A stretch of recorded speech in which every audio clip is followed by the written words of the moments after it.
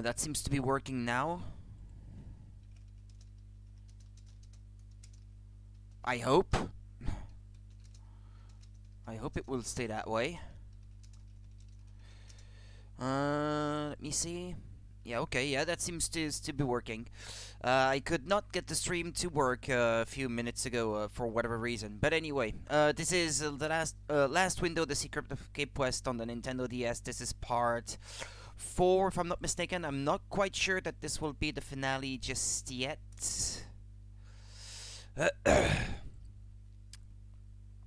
Anyway, sorry about that. Oh yeah. Plug in your headset, Rudy.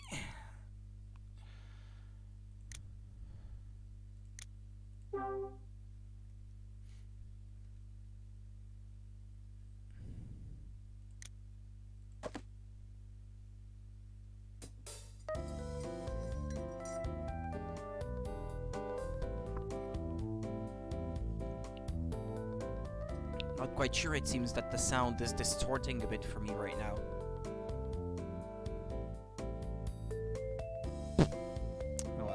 Maybe it's just in my headset. Mrs. Patrice, your husband played the tenor saxophone, didn't he? Yes, that's right. When did he start? As a pro, I mean.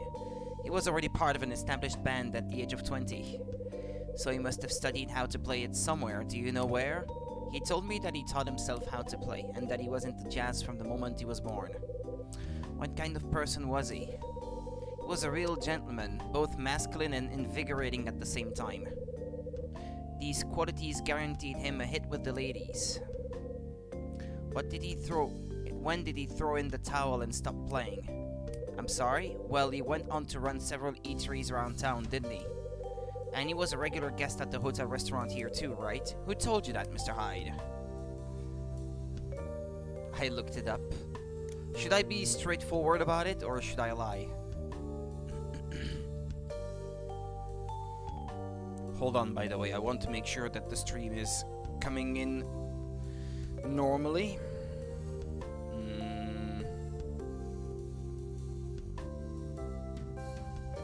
Okay, not on Wi-Fi.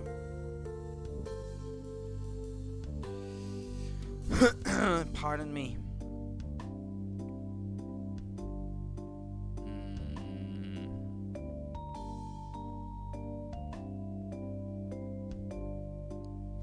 It seems to be live, from what I can see. Okay. Perfect. Let's not lie.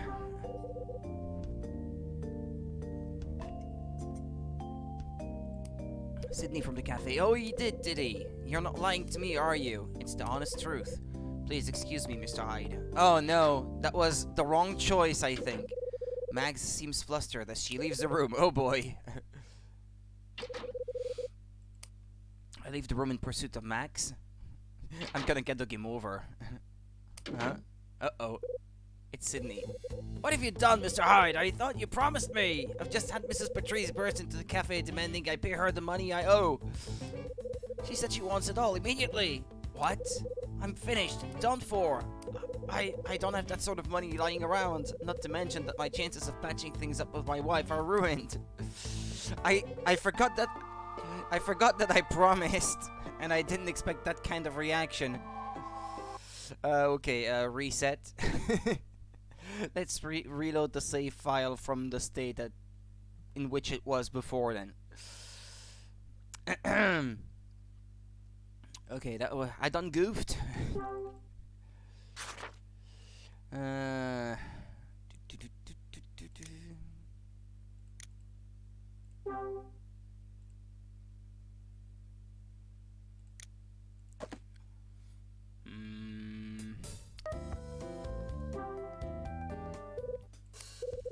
Okay, let's skip over what I already read before.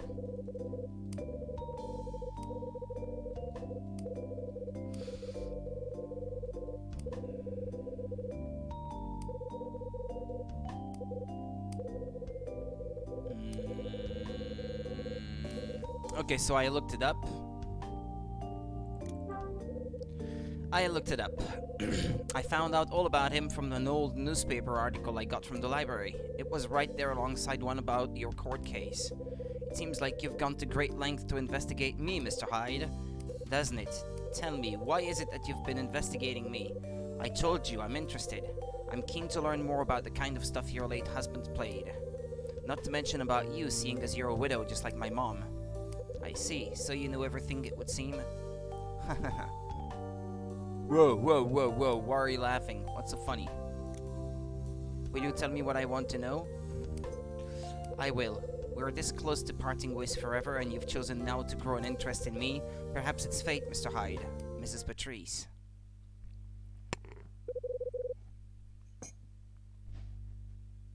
I'll answer your questions. I was suspected of murdering my husband. That was 13 years ago. When he and I were living together, our house was burgled one day. The burglar struck me and knocked me unconscious. When I awoke, my husband's body was laying lifeless beside me. In my right hand, I was clutching the gun that was used to kill him. I was framed by somebody. The evidence was more than sufficient for them to hold me as a suspect, but it seemed that fate smiled on me that day as I was declared innocent.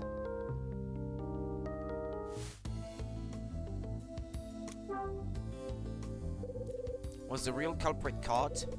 No, they never found him, and though I was declared innocent, people will always remember the accusations. Mud sticks, or whatever the saying is. What you said about my late husband is quite true, Mr. Hyde. He was a regular face at this place when it was a hotel. On the day I was acquitted, I took control of the money my husband left to me, and purchased the hotel. I wanted to own the place he held so dear when he was alive. And that, Mr. Hyde, is all this lonely window can tell you. Huh. That appears to be the phone. Would you mind waiting here for me, Mr. Hyde?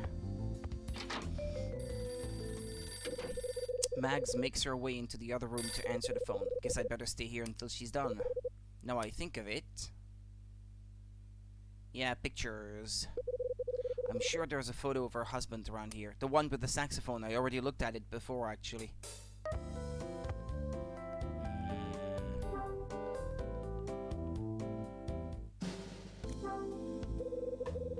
This photograph is of two young women. Based on their clothes, they must be dancers.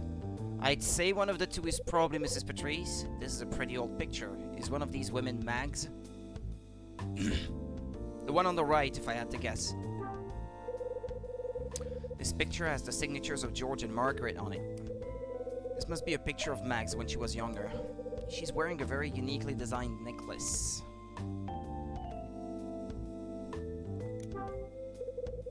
It's a photograph in a frame. The photo is of a cheerful young woman. There's a man playing a tenor saxophone in this picture. This must be George Patrice. The door to the room opens and Mags walks in.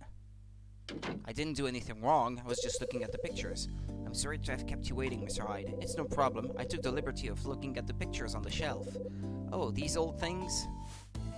Is one of the women in the picture Mags?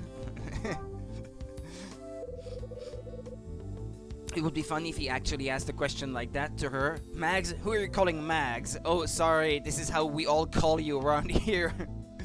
Sorry, you didn't know? That picture hanging on the wall with the two women. Is one of them you? You're absolutely right. Can you tell though, Mr. Hyde? Tell which one of them is me.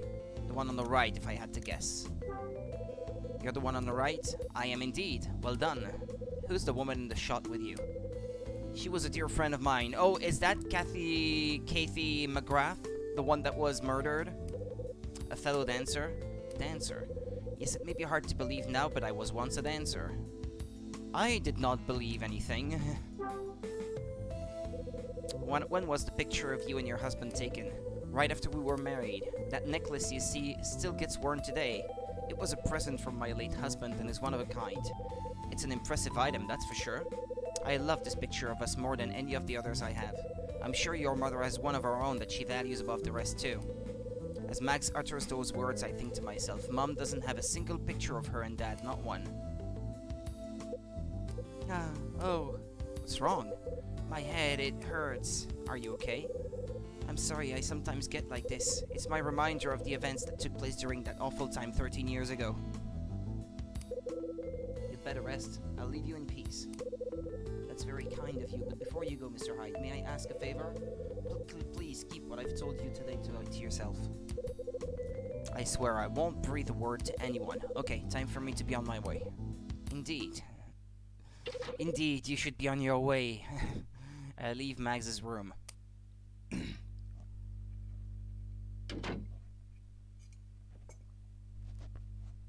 Mags.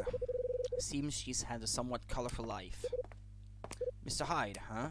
Oh no! Here again to poke his nose into other people's businesses. Can I speak to you? What's it about? You went to Mrs. Patrice's room, didn't you? Yeah, that's right. What did the two of you talk about in there? We talked about leaving this place. I see. Yeah, she asked me to keep it to myself too, so I don't want an incident like with Sydney earlier. Are you curious? No, not really. Anyway, I got to be on my way. Again poking his nose in into my business. Dylan goes directly into Max's room. It's my pager.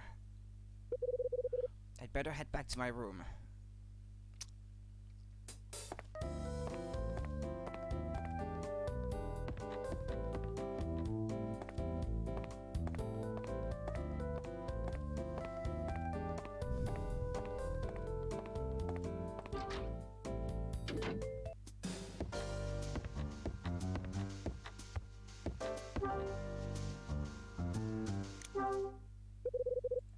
Time to give Rachel a call. Red Crown, how may I help you? It's Kyle. I've got some information for you on Jack Green. What did you find out? Well, his name appeared in the 1967 obituaries. It said that Jack Green, a 30-year-old reporter, died in a car accident due to major internal complications and blood loss. A car accident? Lots of car accidents happened around that time. Did you see who he reported for? I did. It was Los Angeles Beat, the same place as Rex Foster. Were the two closely connected? Yeah, they were. They spent 3 years working together in the editorial department. And what's more interesting is when Rex Foster quit his job, he quit just 3 weeks after Jack Green's death. After that, things really get strange. In what way? It turns out that Jack Green's final article was about the organized crime group Condor. The title wasn't surprisingly The Truth Behind Condor. It was actually the first part of a series, but Green ended up dying, so only the first part was ever published. I really need to get a closer look at that article, Rachel. Understood. I'll see if I can get a hold of a copy for you. I'm counting on you. There's something else that stood out, too. It's about the area the accident happened in. The location was along Route 971. I knew there was something familiar about the place, so I looked it up. It happened on the road between the Los Angeles Beat Company building and Hotel Cape West. There seem to be lots of factors that suggest this was more than a coincidence. You're right. Lastly, I've got a message for you from Head. He left me a message? He said that there must be some kind of clue that connects the guests who attended the regular parties held at the hotel and the Scarlet Star. That's all he told me. I see. I'll be in touch when I have more information.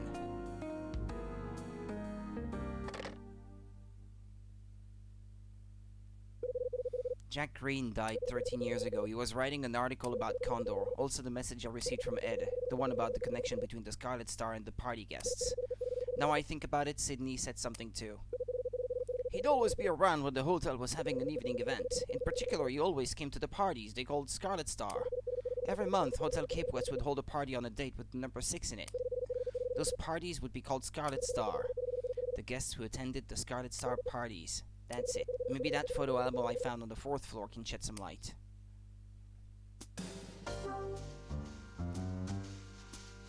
Actually, I didn't have to inspect the phone for this.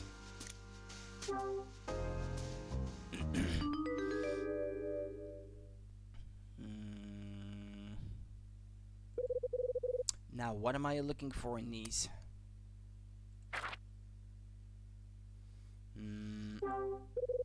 Well, hello there, Red Dress. Isn't that Mrs. Patrice? Hey, I know that necklace. I know the one next to it is Mrs. Patrice, but this one must be maybe Kathy Mcgrath? Of course, that's the necklace Max always has hanging around her neck. Which means this woman, it's Max Patrice. Yeah, the one in black anyway. Yeah.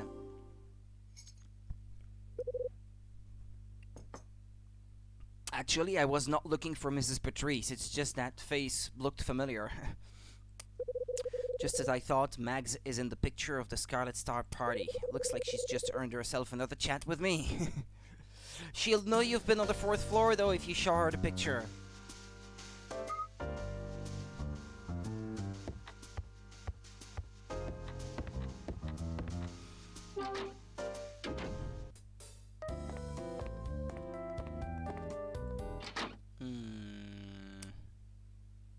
Hello, Charles.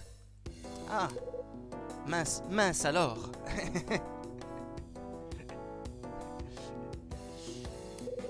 Looks like somebody didn't want to be seen, am I right? Hi, RNG.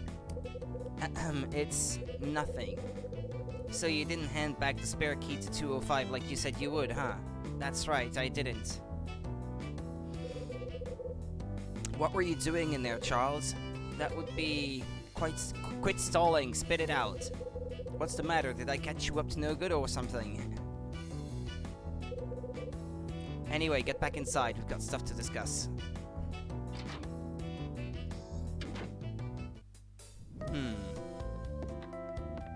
Hey, buddy.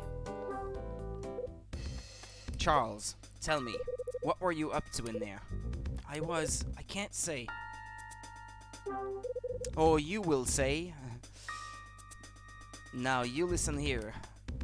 Why can't you tell me? Were you up to no good? Because I don't want to. Besides, it has nothing to do with you. Charles, you're not helping yourself, you know? You're acting really suspiciously. Now tell me. Tell me, what were you up to in here? I can't say. Were you up to no good? No, it's not like that. Why are you accusing me when you have no proof of anything? If you're innocent, then you'll have no problem telling me what you were doing. I told you I don't want to. I'm not interested in telling someone who branded me as guilty on a whim. I'm not feeling very well. Please leave me alone.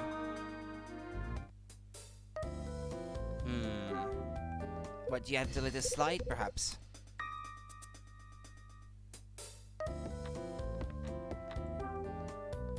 Yeah, I knew it. It's no good. I can't go without talking to Charles. I can't say. What's he hiding? Yeah.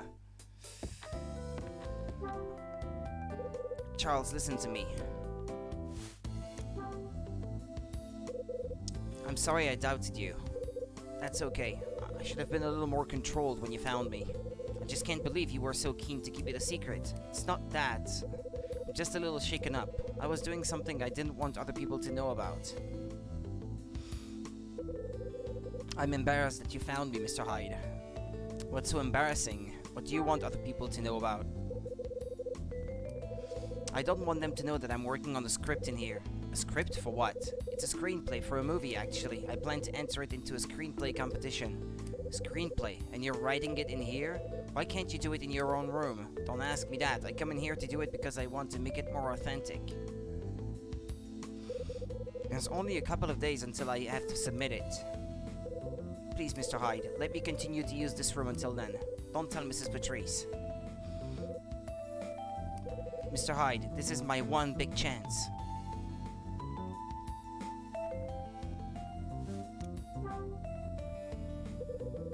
What do you mean by more authentic? Billy left his old typewriter in this room and I'm writing my screenplay on that. It's the key to making me look like a pro to the people who check the entries. Are you serious? Could you possibly make any less sense if you tried? The typewriter Billy left in his room, it's not a standard one, it's very special. He's now a top Hollywood screenwriter, but when he started out, he used this very typewriter. There's something very special about it, like it has some sort of power, and it only works within the confines of this room or something. Hello, Monica. Tired, like yesterday. I don't know what it is lately, but I just can't seem to fall asleep very easily. But I'm okay though. Otherwise, I don't feel super tired for someone who gets very little sleep lately, like 3 nights straight. But I'm all right. There's something very special about it, like it has some sort of power. That's why I'm using it to write my screenplay on. I'm sure it's going to guarantee my screenplay will be successful. If it's the typewriter that's so special, can't you just take it to your own room? No, I have to write it in this room. What made you believe in all this superstitious stuff? That doesn't matter. What does matter is that I do believe and I must finish. Why is this your one big chance? Because if this screenplay doesn't make me successful, I'm going to have to leave my university and return to France. Is that so? I made a promise to my grandfather. If I can't make a name for myself during my year here, I have to return home. Then I'll have to take over the family business. The family business. Does that sound strange to you, Mr. Hyde? Not really, I'm just surprised that someone of your class is living in a place like this. It's unexpected, that's all. Did you choose this place so you could study how other people live their lives? Or were you just curious about something? Neither? Or neither? Yeah, neither, I think. I think that's what you say. I searched for this place and decided I had to live here. You did? I wanted to use this building's secret as a basis for my screenplay. What is this building's secret? What do you mean by secret, Charles? Well, Mr. Hyde, you know that there was an incident here, right? You know, back when it was a hotel? Did everyone know about this but me? What kind of incident was it? A murder. When this place was still a hotel 13 years ago, somebody was murdered here. So he knows about the murder of Kathy Mcgrath. How come you know about that? I heard the story from my grandfather before coming to study here. He visited LA on a number of occasions in the past on business. He even stayed here a few times. He knew that on the final day of the building functioning as a hotel, somebody was killed. I was in awe of what he told me. When I came to LA, I investigated the place that once was the hotel and discovered that not only was it now an apartment building, but also that the murder case had never been solved. So let me get this straight. You're basing your screenplay on the murder, and that's the reason you chose to stay here? Precisely. I see. Charles, as this means a lot to you and it's your big chance and all, I'm gonna keep your coming in here a secret. Thank you, Mr. Hyde. I'm sure this is going to become a wonderful story. The title is Door to the Past. It's about a murder inside a closed-down hotel. The murderer is a member of the hotel front desk staff. He conceals the evidence on the 4th floor of the hotel. I've been using Mr. White from room 306 as the basis for the killer. Something about him fits the profile of a killer, don't you think? I'm sure he'd be thrilled to hear that. I suppose I won't know unless I ask him. Perhaps I can add you to the story too. There's still room for an accomplice. Don't even think about it. Come on, it'll be fun. Besides, I know what you've been up to. What does that mean? I know that you sometimes go up and have a look around the 4th floor. You're just like the bad guy in my story. What? Don't worry though, you're not the only person who likes looking around up there. I've been up there lots of times too. What the hell for? I started going up there a while back when I was looking for inspiration for my story. I took an 8mm camera with me and did some filming too. I caught something really interesting when I was up there. Yeah, what did you tape? Well, hey, Panda! How's it going today? What did you tape? I'm sure you'd like me to tell you, so I'll make you a deal. If you tell me what you were looking for when you went up there, I'll show you the film. You got yourself a deal. Now show me the film. Oh, we're going to his room? Which one is it again? It's on the 3rd floor, I think.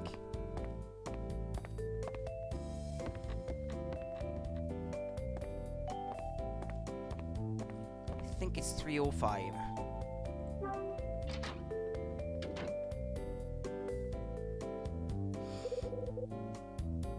So this is Charles' room.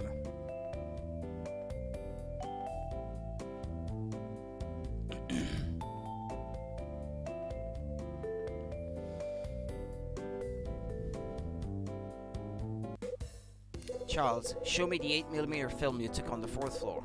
I will, but don't forget our promise. You have to tell me what you're looking for when you go there. Same as you. I don't understand. I'm investigating an incident that happened here quite a while ago. That's why I've been spending time up on the 4th floor. The incident you're talking about, Mr. Hyde, when did you find out about it? I got wind of it not long ago, just after I found out we'd all be leaving this place. I learned that something terrible happened here in the past. I mean, would you believe it? Just days before we'll all be out of here, I get caught up in an ancient case I know nothing about. So there you go. The reason why I've been going up to the 4th floor. That's quite interesting, but there's one more thing I'd like to ask you. I haven't got all day, you know, kid. Why are you so keen on finding out about such an old case? I mean, I'm interested because I want to use it as the basis for my story. But what about you, Mr. Hyde? I've always been the kind of person who enjoys solving problems. I used to be a detective after all. You did? Were you really a detective? Yeah, I was, up until 4 years ago anyway. I guess the reason I'm so keen on this case has something to do with my detective's instinct. So now you're a detective salesman? I had no idea you were such an interesting person. If you don't mind, I'd like to hear more about your past next time. Listen, kid, I don't care if you find me interesting or not. My past is nothing special. You should stick to the unsolved case that happened here instead. Now, show me the film you took, Charles. Just a moment, Mr. Hyde. Pretty sure this is where I left it. Sorry about that. Well, here it is, my 8mm film, just like I promised. Should I just look at it in the light or something? Can you make out what's on it, Mr. Hyde?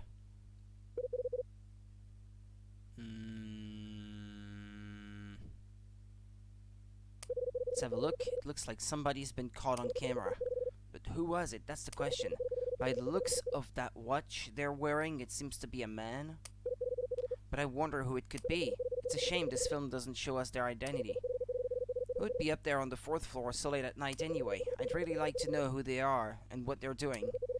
You and me both, kid. Judging from their build and the kind of clothes they've got on, I'm sure it's a guy. What with that fire door up there serving as fairly good security? I'd have thought most people wouldn't be able to get in. So, you think the person on this film is someone already living in this building? It's certainly a possibility. You could be right. I've got it. I know a way we can learn the true identity of the person on this film. There's a way we can find out right away. And how are you gonna do that? Magic? No, photographs. To help me get the characters right in my story, I took photos of the interior here. When I did that, I occasionally caught some of the tenants in the shots. Time you showed me those photos, I think. I have some developed ones right here. There's one still in the camera, though. Not developed, huh? That's not gonna help us much. What if that's the crucial one? Fear not, we can develop it here. You can do that? Sure I can. He uses his bathroom as a... How do you call that? A black room? I've got everything we need right here and you can use the bathroom to do it in. There's one small problem though, my red lamp is broken. Mr. Hyde, do you have anything we could use instead? Something like your red lamp, huh? That's not gonna be easy, but no harm in having a look around. Like some kind of wrapping that you could put around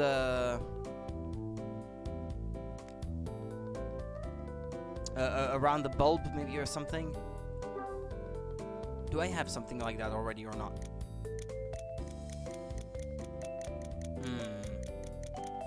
Nah, I don't.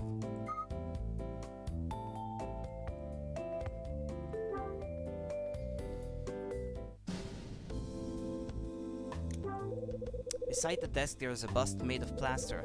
Why the hell does Charles have a plaster bust in his room? These books are about photography. And at the top there are a set of box files. They each have a label reading negatives. This shelf is full of books about filmmaking. This makes sense. Charles wants to be a director. He must have read these to help him hone his craft. Okay.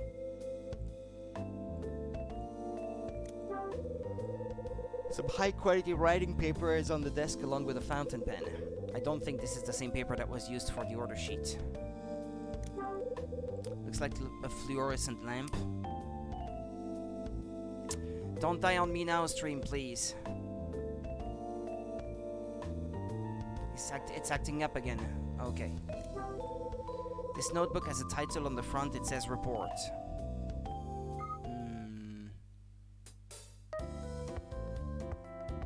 Oh, great. I got the visuals acting up as well.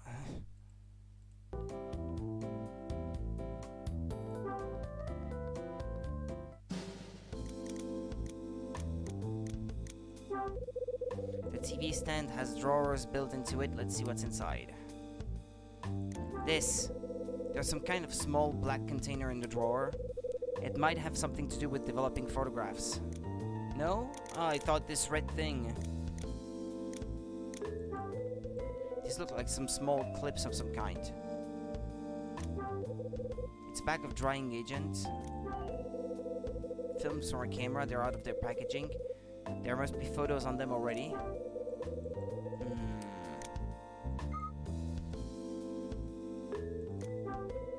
Red flowers in a black vase. Stylish.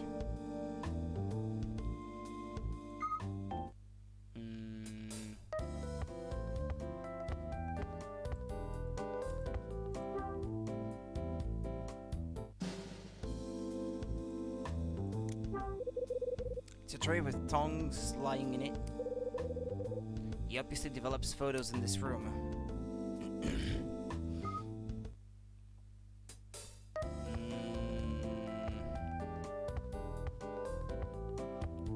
Where else should I look?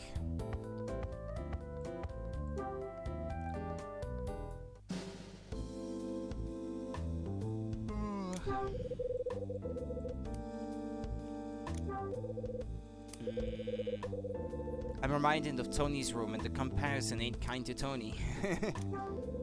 These cupboards are full of pots and pans.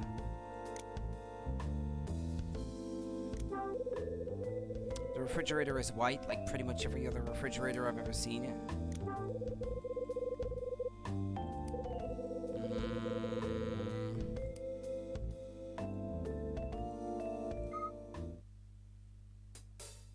I think the answer to the problem is finding something red that you can put around the bulb.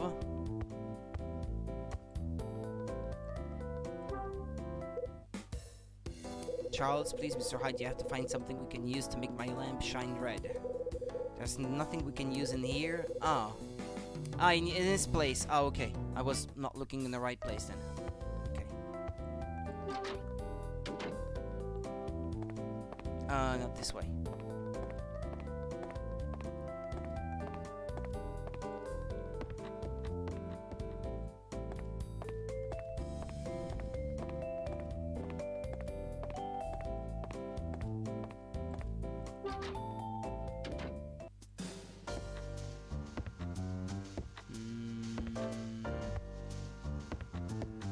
Where am I going to look?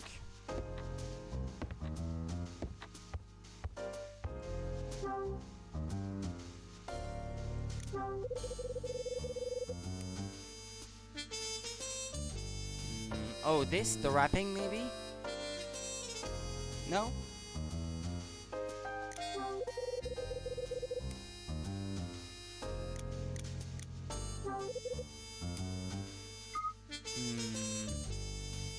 I thought the wrapping might do the trick.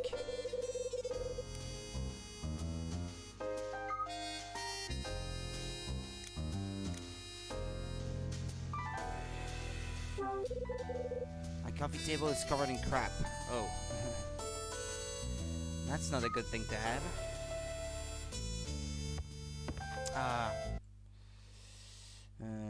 Hold on. Let's fix this again.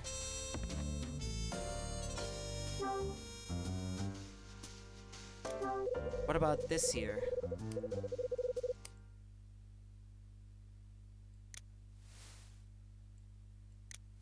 Something to make the lamp look red?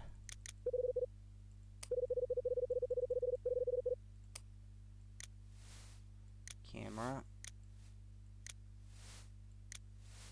Nah, I doubt it. I think it's a wrapping for something that I have to find.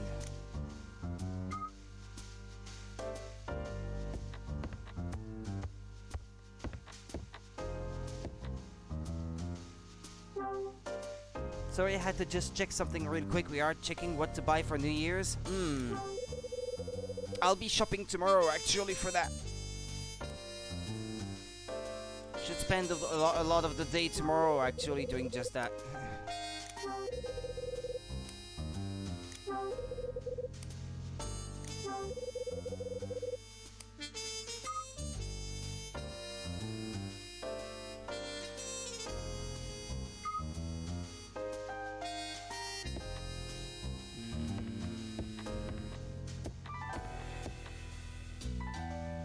I'll just look it up, because I can't remember what exactly you have to do here.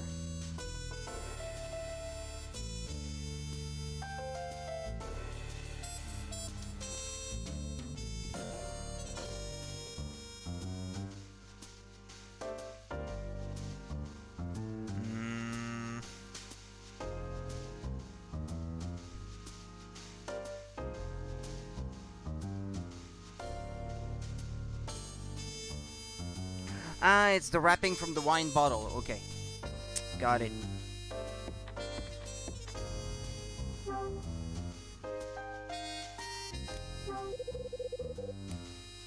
Yeah, that's what I'm looking for. The wrapping around this wine bottle is translucent and a deep red color. Huh. Ah, now this might work. Good thing I'm too lazy to put things in the trash. Okay.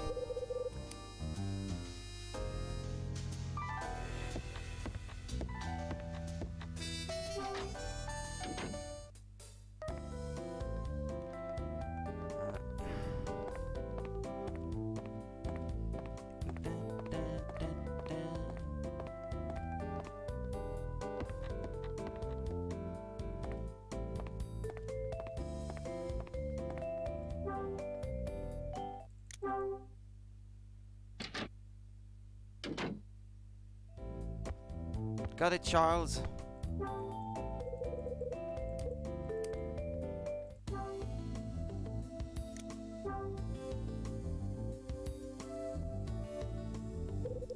I figured you could throw this over the lamp. Well, what do you think? It might work. If we do as you say, it should give us the right kind of light we need. Let's give it a try. Please place it over the lamp. Sounds simple enough.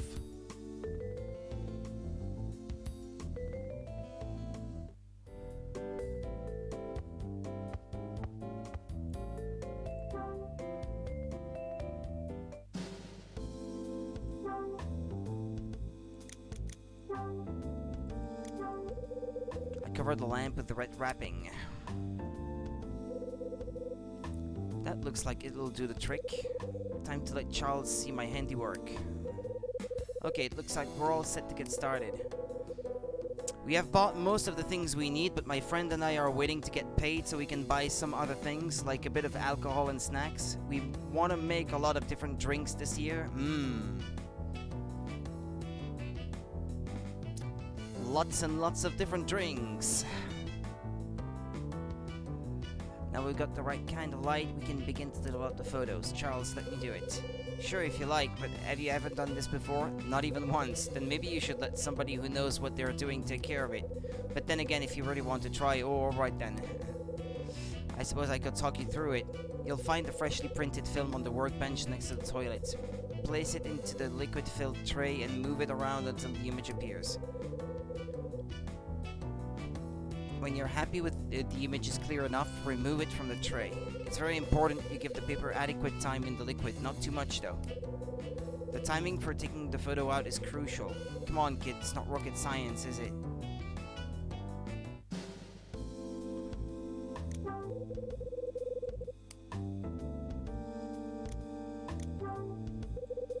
This must be the freshly printed film.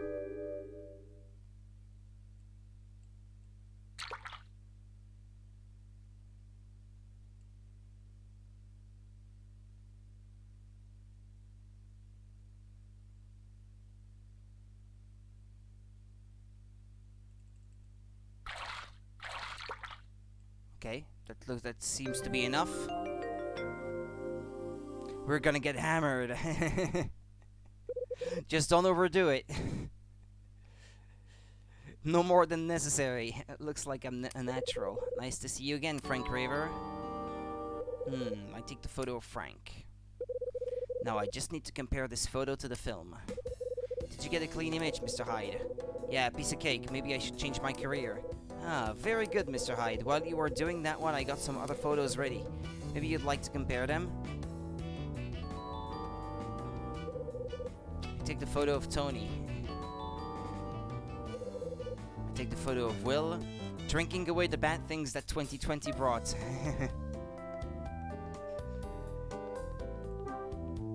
Sounds like a plan.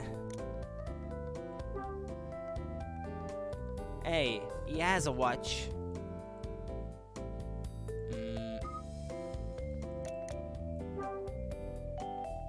He has a watch too.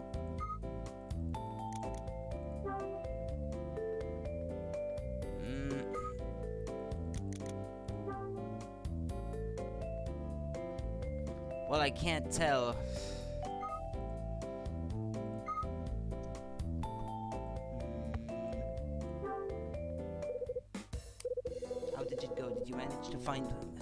person on the film was?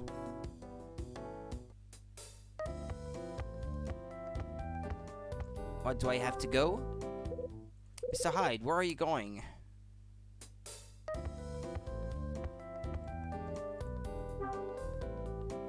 Or should I combine them?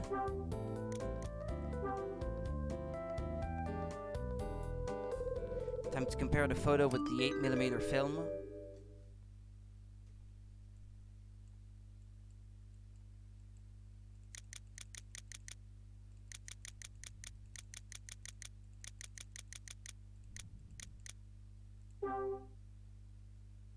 Looks the same to me.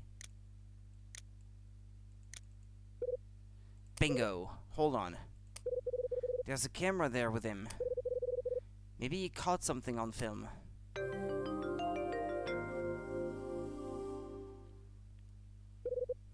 That settles it. The person on the film was none other than Will White.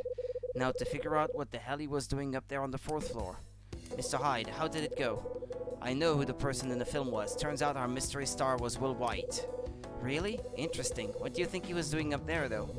I'm afraid I haven't cracked that part yet. Well, I would go and ask him, but I doubt he'd tell you, even if you ask nicely. I'll get to the bottom of this, don't you worry. Okay, I'll leave it to you. Guess I won't be needing this film anymore. Might as well return it. Thanks for showing me this, Charles. I gotta go. Okay. Shall we pay Mr. Will White a visit? I think he and I need to have a frank Q&A session.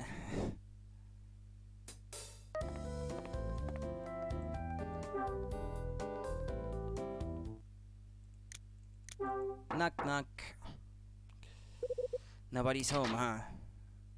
Huh? The door to room 305 opens. Dylan! I know it's Charles. Looks like Mr. White hasn't been home since yesterday. Charles, did you think it would be that simple? What are you on about?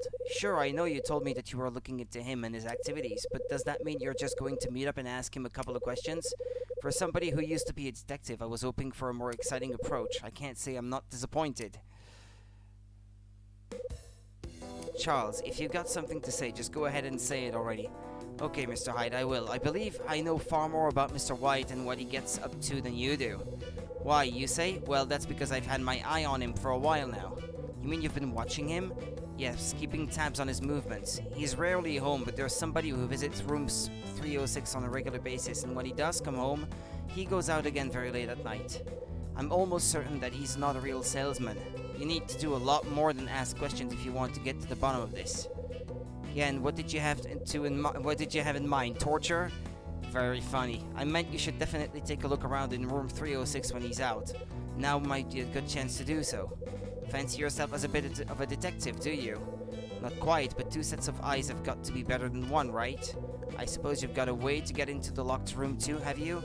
That's easy, we can use some wire to pick the lock. Way to go, Charles, outstanding. Maybe a brief stint in jail will help you add authenticity to your story too. We won't get caught, trust me. Charles, what are you doing? Hey, stop that. Oh no. Hello, Charles. What the hell was Dylan doing in there? What on earth were you doing in there? I could ask you the same question. What were you doing trying to pick the lock? Or something like that. I was just passing by and heard a noise. I knew Mr. White was out, so I was worried. I have like a week's worth of leftovers from Christmas. Wow, that's a lot. We had leftovers like the day after. We ate the rest the next day, basically. What we had for Christmas Eve, we finished it on Christmas Day, but that's it. Not a week's worth.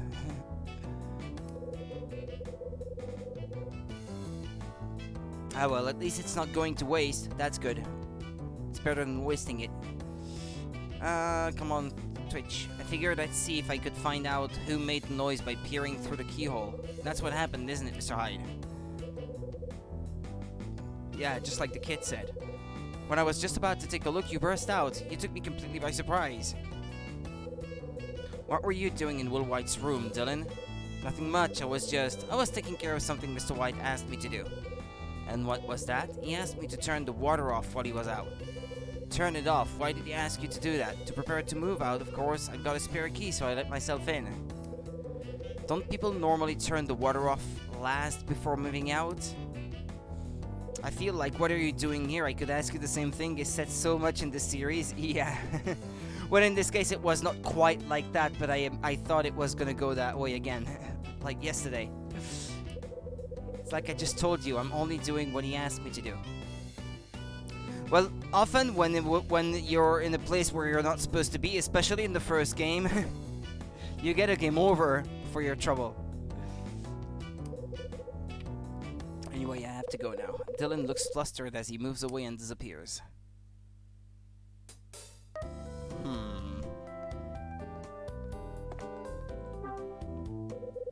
So what do we do? That was quite a shock. Some quick thinking on your part, though. I'm not proud of it. I've never liked telling lies. That felt horrible. Glad to hear it. Beats being a pathological liar any day of the week. I'm sure it does. Speaking of Dylan, wasn't he acting a bit strange? He seemed to be unusually panicked. Yeah, not his usual suave self at all. What is it, Mr. Hyde? The door, it's open. It is? Looks like Dylan fled before locking this thing back up. Guess you won't be breaking into anywhere today, kid. Then now is our chance, Mr. Hyde. Let's go inside. Hold it. We can't both go in. One of us needs to stand guard. If we're both poking around in there and somebody finds us, it's gonna hit the fan. Well, I don't know anything about a fan, but you're right. Why don't you go inside and I'll stand guard in the hallway? That'll work. I got a good way of alerting you too. If somebody comes by, I'll knock on the door to let you know. If you hear me knocking, try not to make any noise inside the room. When they're gone, I'll knock again, and you can continue looking around. Do you think that'll work? Suppose it'll have to. I don't like the idea. So this is Will's room, is it?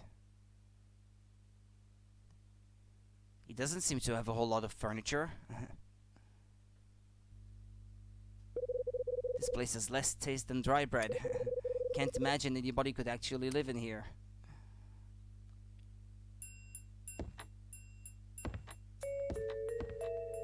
Knock, knock. No, I know. Huh? Damn, this is a bad time for the phone to ring. A threatening voice sounds out from the phone. Guess you're not there, so I'll just relay this message. The goods have been obtained in the same way as usual, and the money is in the usual place. What the hell was that about?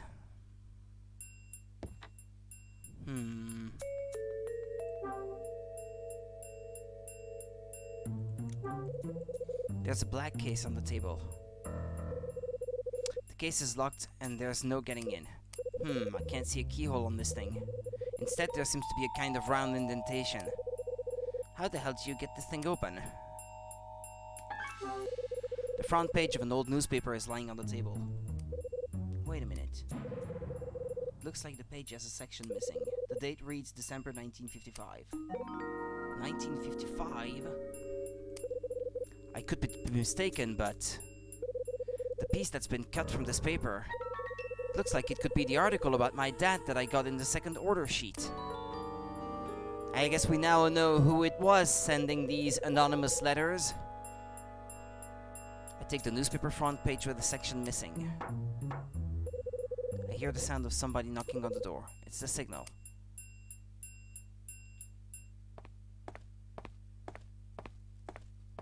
Don't move. Shh.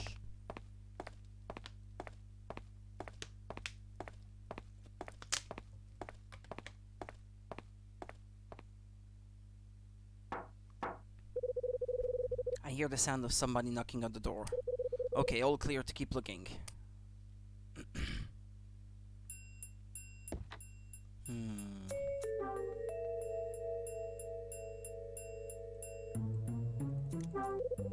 Next to the sofa is a small brown overnight bag. There's a trench coat lying on the arm of the sofa. The whole thing is wrinkled and damaged. A pair of black leather gloves. In my professional opinion as a former detective, I'd say these look sleek but sturdy. A whiskey bottle, there's still some left. I've seen this brand of whiskey in the cafe too.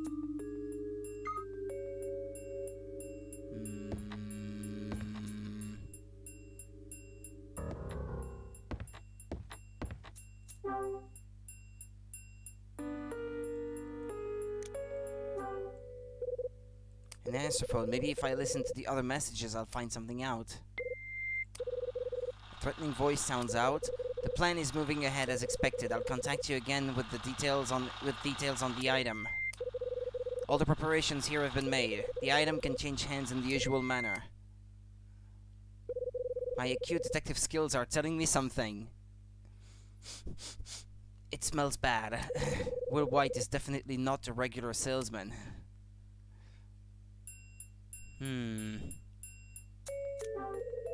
The duvet cover is a nice, calming shade of dull grey. I can't judge Will for not making his bed properly. I tend not to either. I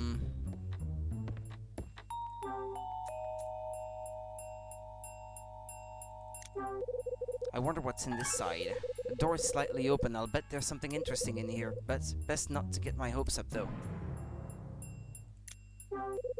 A smart grey jacket. Not really my style, but I'll take a look in the pockets anyway. What's this? There's something inside. It looks like some sort of magnetic key. I take the magnetic key. Maybe if I use this key on the suitcase or briefcase or whatever.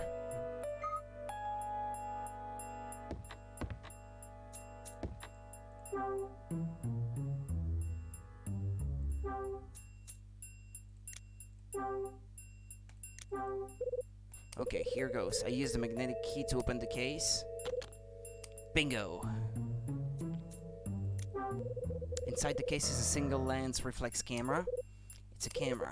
Strange. It's much lighter than I thought it would be. Ah, now I see. This thing's just a toy. When I shake it, I can hear something rattle around inside. There's a letter set inside the case. This isn't the first time I've seen this. It's exactly the same letter set used for the order sheet. I take the letter set. Does this mean he's the sender, though? There's a notebook inside the case. It has a black leather cover that's old and worn. There's something written in it. You'll find information on the item on the right of the third floor display case. Information on the item on the right of the third floor display case. Third floor display case? The guards change at 10 PM and the alarm bell on the door is an old type. What the hell is this about? We'll communicate using the usual means. Check the mirror. Check the mirror. What's he gonna see there? His reflection?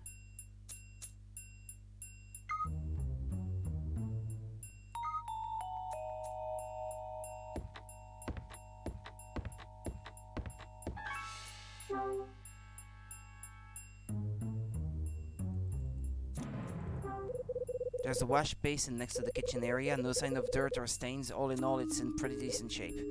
Huh? Why are the sink and its surroundings so clean? Yet the surface of the mirror is dirty. Yeah, let the steam make the writing on the mirror appear or something.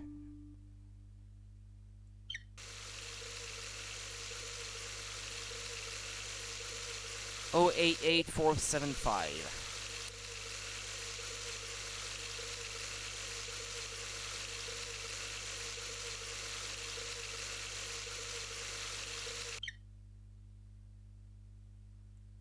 Yeah, 088475. Well, what does it want from me?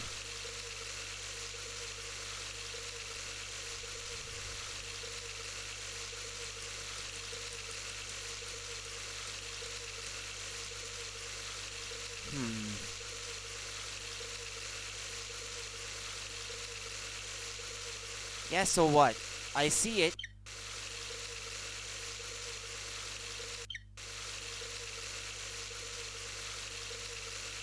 What do you want from me, game? Oh, 8. Maybe Maybe that's what it's expecting from me? To write it down? There's got to be more to it than just a plain old mirror. What? What do you mean there's got to be more to it? A wicker basket serving as a trash can, one of the few items in here that feels homely. There's a reason refrigerators are generally white. What? I don't find... It's more modern, in my opinion. A dark one like that.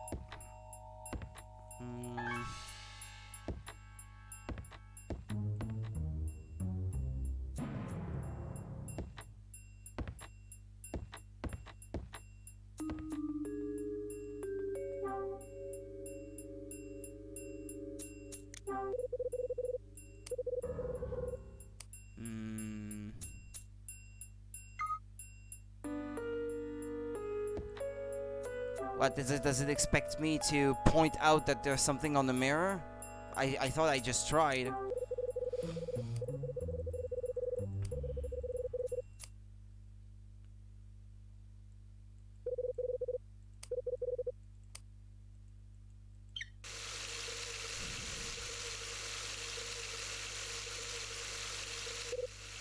There. What, I had to double tap it?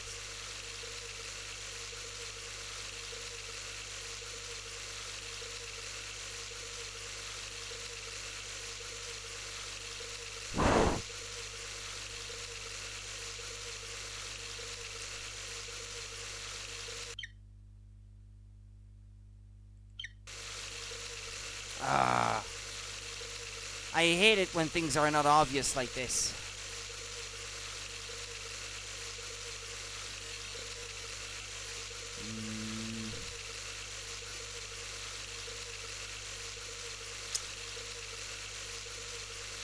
Hold on.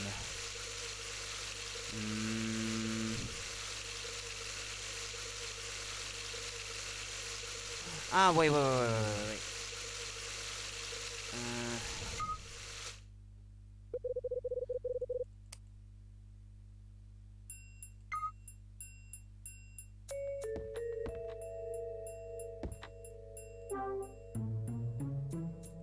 Yeah, checking this one. You're wasting water.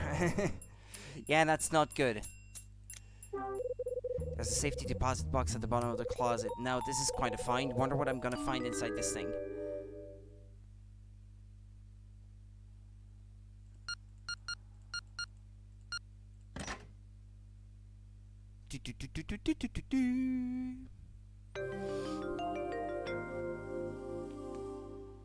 Money and a fake passport. It's open.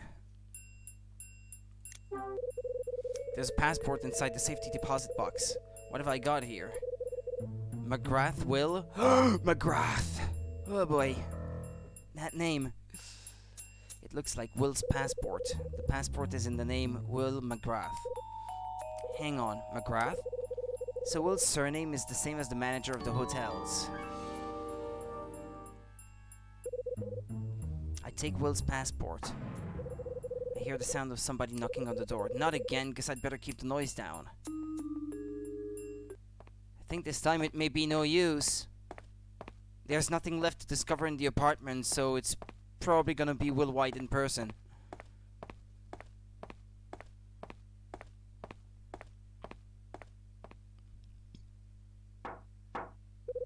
I hear the sound of somebody knocking on the door. Okay, all clear to keep looking.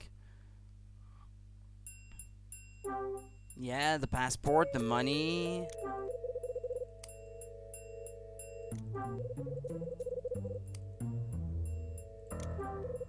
There are banknotes inside the safety deposit box. A stack of banknotes. Where did he get so much cash?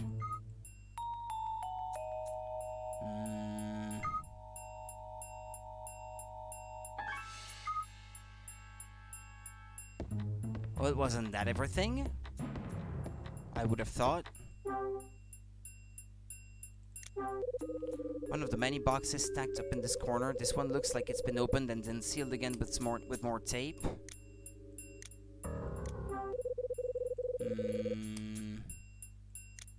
Well, why don't you look into this one then?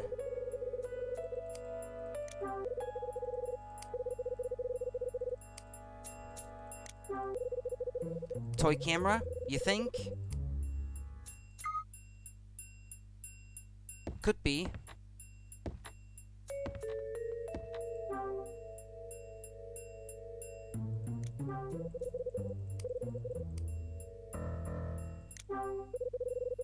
There's something inside the camera. Oh.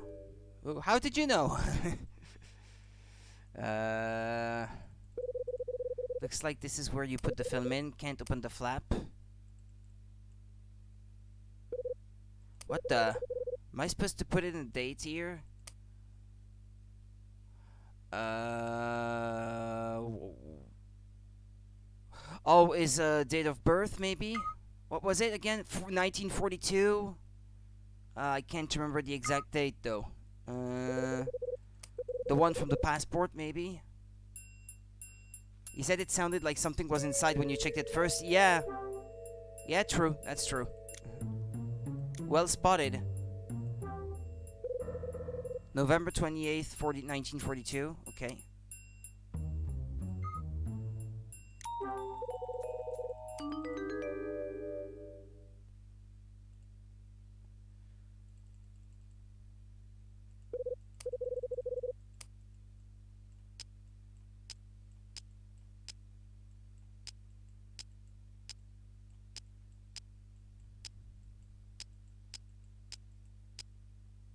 No, that's not it. November 28th, 1942. That's not it. Oh. Oh, it is. Okay. It was.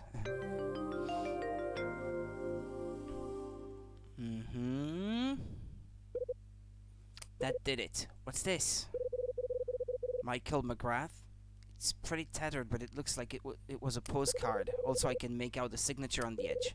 Michael Mcgrath? Wasn't he...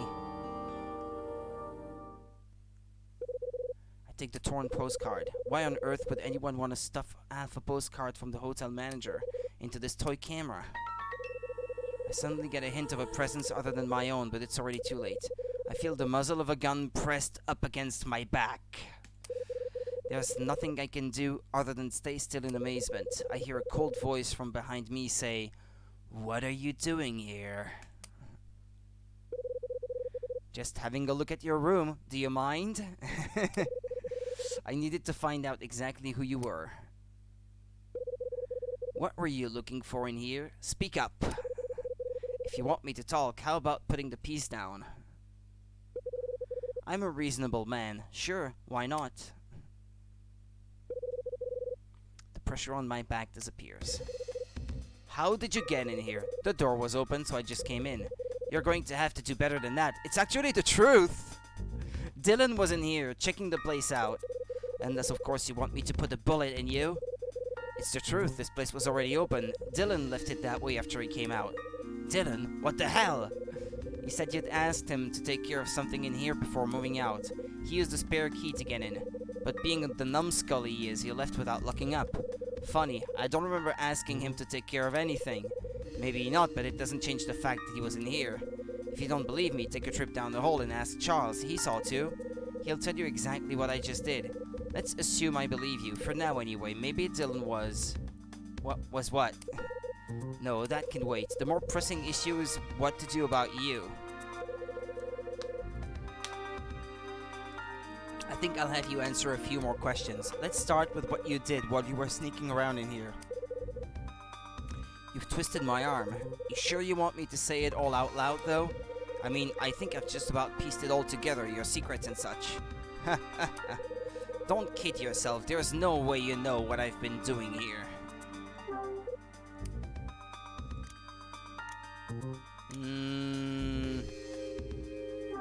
So you mean to tell me that there's more to it? As I suspected, you don't know the first thing about me, do you? That's right, you keep telling yourself that. If you know so much, why not share some of it with me? Sure, but you'd better listen good. You sure you want me to say it all out loud, though? Yeah, okay, well, we're back in the same loop again.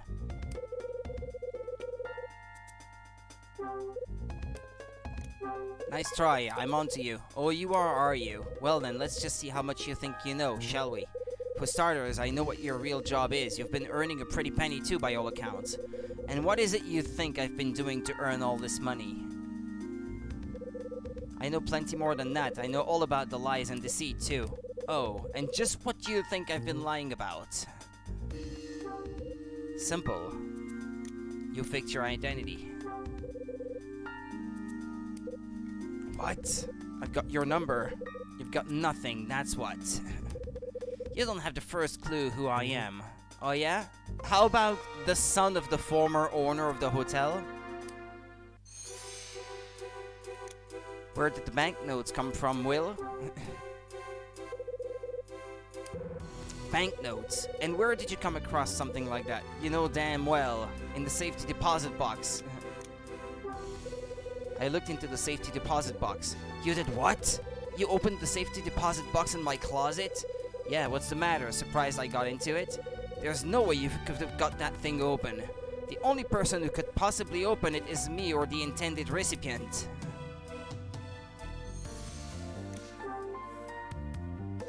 Your real name is Will Mcgrath. Ridiculous. You already know my name.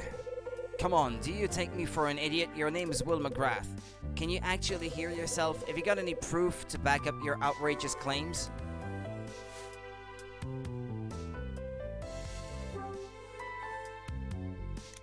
How about this? How'd you like it? Take a look at this. That's my... Right, it's your passport.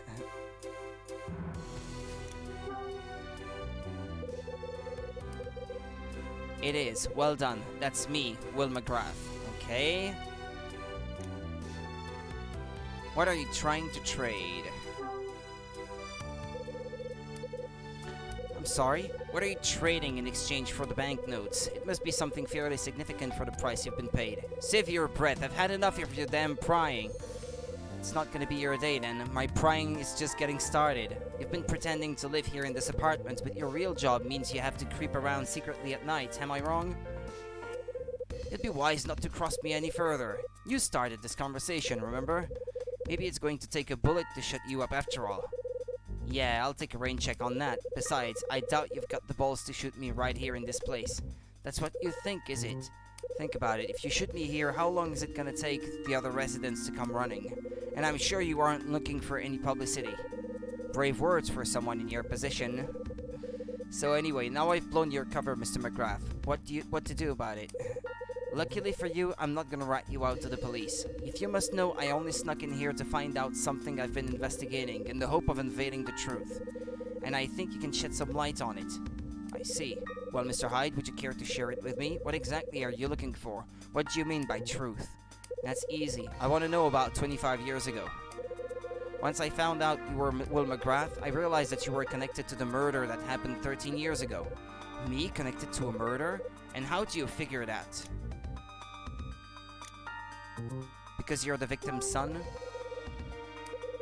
I'm afraid not. The victim of the murder 13 years ago, Kathy Mcgrath, was the manager's wife.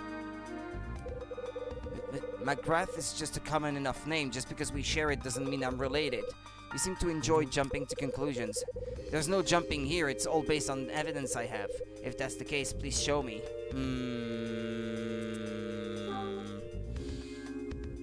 Do I have something like that? Well, the torn postcard, maybe.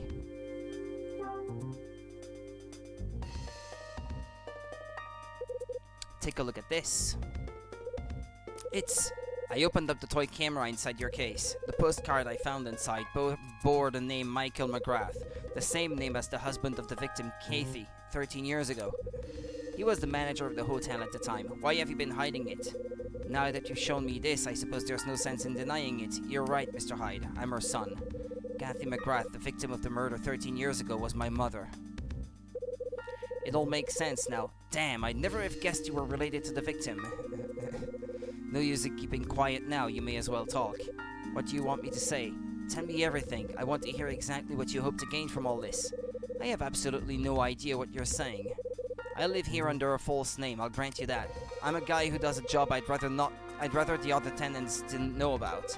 The same guy whose mother was murdered in the past. How is that for the truth? So, now you know everything. What do you have to say? Wow, that was almost half convincing. You think I was born yesterday? There's no way in hell you've told me everything. Oh? Last chance, spill it. What have you been doing in this building? What were you trying to gain by using me? Time for you to cut the bull and tell me the truth. Why are you living here in this building? What are you up to? Nothing, I'm just a tenant. I'm living here just like you are. You expect me to believe that? This place has memories for you. You're looking for the culprit. The what? The case surrounding your mother's murder was never solved. So you're here trying to find out who the culprit is. Maybe I am. What of it? Some of what you're saying is close to the truth, but you're not quite on the money.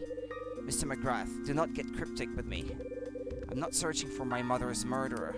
I decided to live here after I found out who did it. Mr. Hyde, you and I have shared very similar experiences. Both of us have had a parent murdered. Your father was killed 25 years ago and my mother 13 years ago. Both cases remain unsolved. What are you getting at? However, though our pasts are distinctly similar, we have adopted different approaches. You were once a detective, yet you chose not to look into your father's case. You're even living in a place that may still be able to shed some light on things but do nothing. You're not even trying to find out the truth. And that's the reason I'm so angered by you.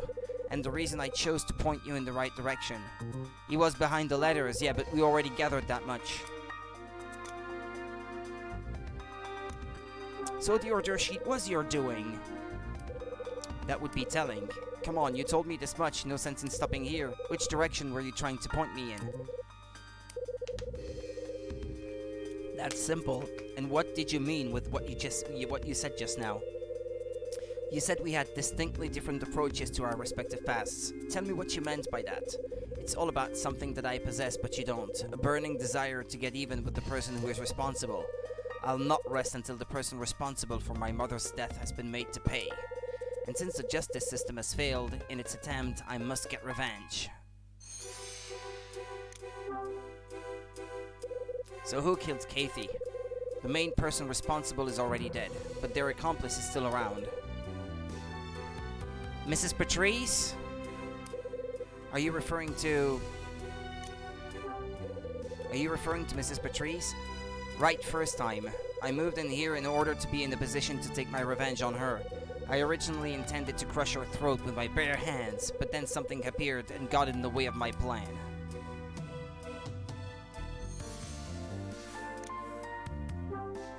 Okay, before that, what kind of revenge are you planning? Wouldn't you like to know? Pitiful, just pitiful. Now, Mr. Hyde, that hurts. So you were just gonna use me to get your revenge, and I'd be none the wiser? I mean, you knew what I did on the site, so you sent me the order sheet, right? I found all the evidence I need to pin it on you in this very room. And what evidence might that be? Wait, hold on. Ah, crap. I have to go in my inventory and pick the right piece of evidence.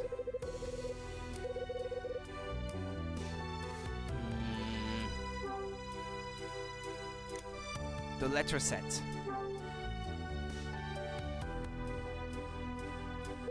Here's your evidence.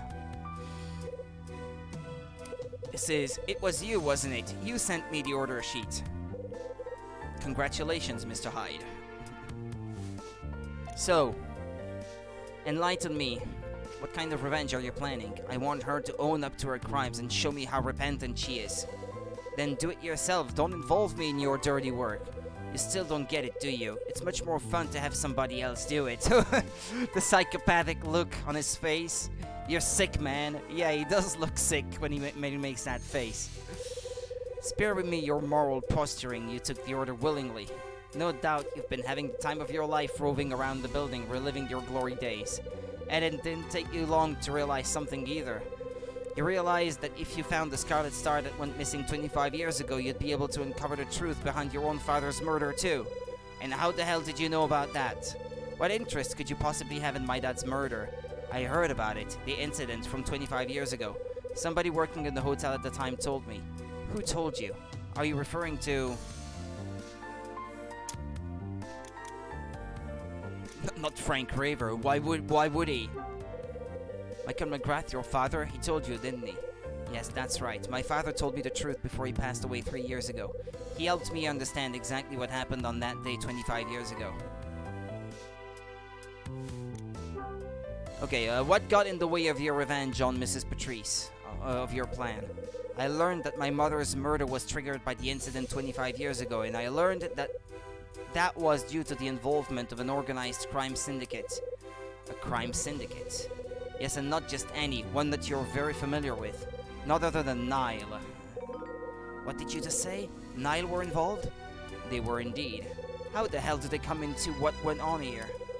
That's something I can't help you with, I'm afraid. All I know is that their involvement in the incident complicated matters. What happened 25 years ago? A safe was broken into on the premises of Hotel Cape West. The item stolen was known as the Scarlet Star. The person who stole it was your father. What? It's true. My father died 3 years ago, right after telling me everything he knew. It was the first time I was able to see the entire picture. So you didn't know before then? No, my father and I never really saw eye to eye. I left home as soon as I could. After that, the only time I met my father was at my mother's funeral. Later, he collapsed due to an illness, and the next time I saw him, he was dying. I hadn't seen him in 10 years. He was in a weakened state and in need of my support. Before he'd drawn his final breath, he spoke to me. He told me he was sorry and that he had something he needed to say to me. He went on to inform me that a man called George Patrice had killed my mother. There was no evidence, but he knew for a fact it was him. Is he seriously trying to tell me that Mags's husband killed Kathy Mcgrath? He then thrust that torn old postcard into my hands and told me something else. That everything started 25 years ago when the Scarlet Star disappeared. This is the last thing he said. That there was a man who stole the Scarlet Star from the hotel safe 25 years ago. He tried to tell me the name of the safecracker. He struggled to speak the words, but never made it. His final breath had been exhaled. He died a wretched and lonely old man. It wasn't the way he wanted to go. What happened then? After spending the time to look after my dying father, I had a sudden change of heart. Although previously I hadn't really cared for him, these new emotions changed that. Almost without noticing, I was clasping his cold, lifeless hand and making a promise. I promised I'd get to grips with the truth he imparted to me. Get to grips with? Yes, I'd find out everything and bring it to light. Make sure that all the circumstances surrounding my mother's death are known. I used the partial hints that my father had left me with and started to piece it together. I researched the building, the key players, and I learned that George Patrice was already dead, but that didn't deter me. I had to refocus my efforts on his widow, who had turned the hotel into apartments. Once I had uncovered that information, things got really interesting.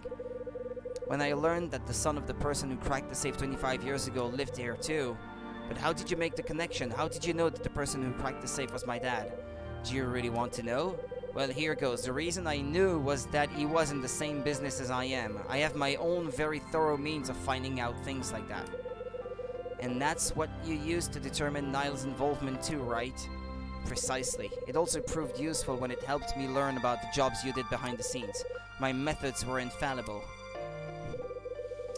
Chris Hyde's son lived in this very building, oblivious to the events of the past. It was priceless, but made me think. I had to find a way to make you start looking into things.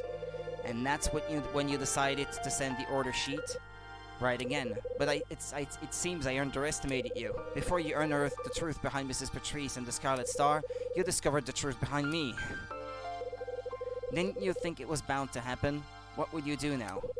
It may sound a little boring, but nothing. You found me out so easily after all. If I attempt to delve any further, I fully expect Niall to come knocking on my door. Niall? Yes, they've clearly left their mark on this building. If I even so much as try to uncover the facts behind their operation, I'm a dead man. Please, don't misunderstand, Mr. Hyde. I'd like nothing more than to make them pay. But I realize the consequences, and I think it's time for me to release my grip. And you can live with that, can you? Certainly, as long as I'm alive, there's always a chance I can know the truth someday. That's the promise I made to my father, but for the time being, I value my life above all else. I see. The real question is, what are you going to do now? As long as that order remains valid, I'll do what I always do and track the item down. An answer that does you credit. It's my job after all, and the reward that waits for me at the end is more than enough to keep me going. As it should be. In any case, take this. Strange time to be giving gifts, wouldn't you say? Why? It's Christmas Day! I take the torn postcard. One more thing I forgot to mention. When my father thrust this into my hands, he told me that this was a vital clue to discovering the Scarlet Star, and that Mr. Hyde is all I can tell you. Will leaves the room.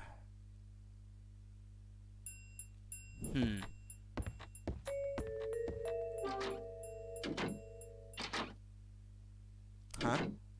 Hey, Charles. Is everything okay, Mr. Hyde? Yeah, just peachy. I was worried for a moment. You took the words right out of my mouth, kid. Did you manage to get away okay? Yes, just about. He came back while I was keeping watch. I didn't want him to see me, so I quickly made my way back to my room. Sorry. Well, there was not much else you could have done. He had a gun. You could have put yourself in danger, too. Don't worry, it was quick thinking. Besides, it's not like I could have hidden in his room.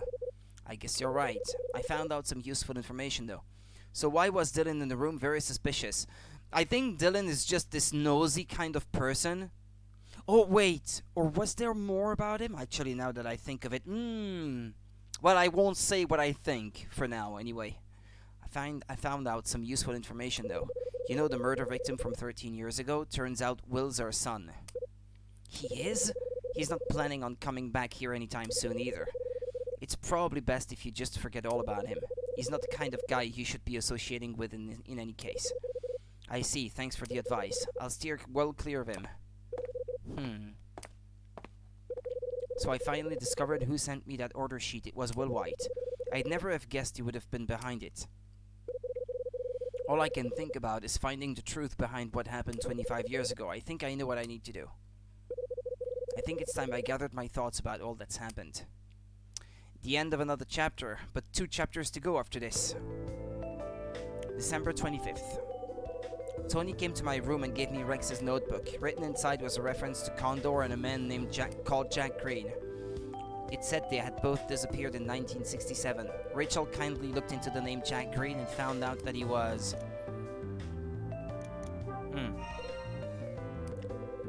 a reporter. He worked as a reporter for a publication called Los Angeles Beat.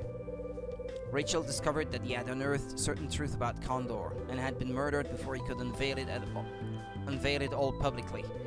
After returning Sydney's record to him, we had a chat. This led me to want to talk to Mags regarding her late husband. Her husband, who was killed 13 years ago, went by the name of George Patrice. Mags's husband's name was George Patrice. He was the proprietor of several successful eateries around town. Mags went on to explain that he was killed during a robbery that took place 13 years ago.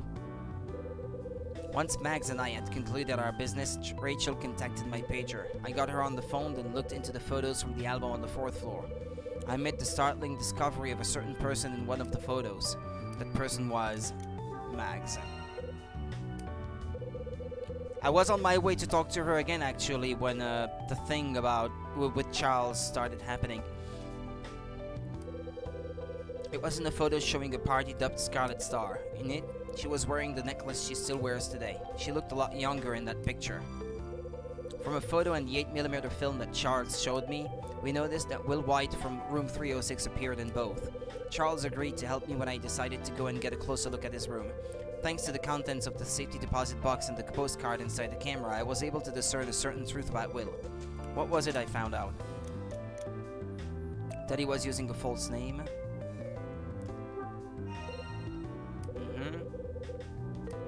Turns out he's the son of the late manager. Postcard and passport I uncovered inside his room proved it. After Will returned to his room, I put him on the spot to get some straight answers. He confessed to having been the one behind the mysterious order sheet I'd received. He went on to explain that the reason he sent it to me was because...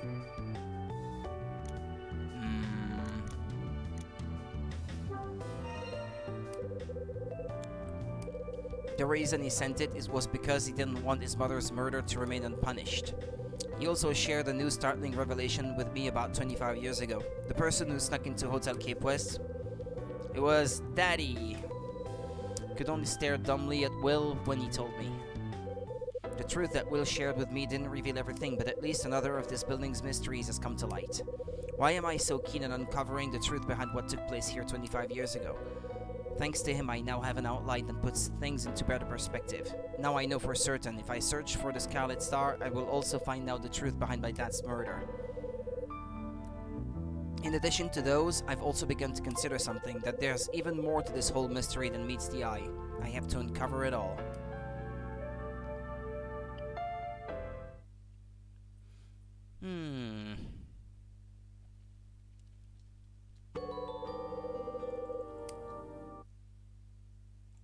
Yes, please. Yeah, I haven't saved anything in the last hour and a half. It was about time. That wasn't very safe.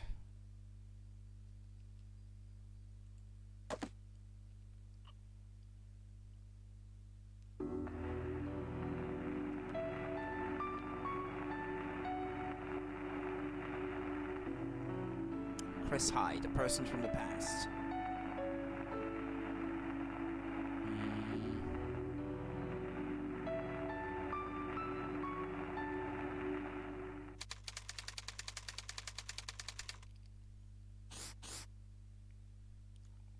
December 26, 1980.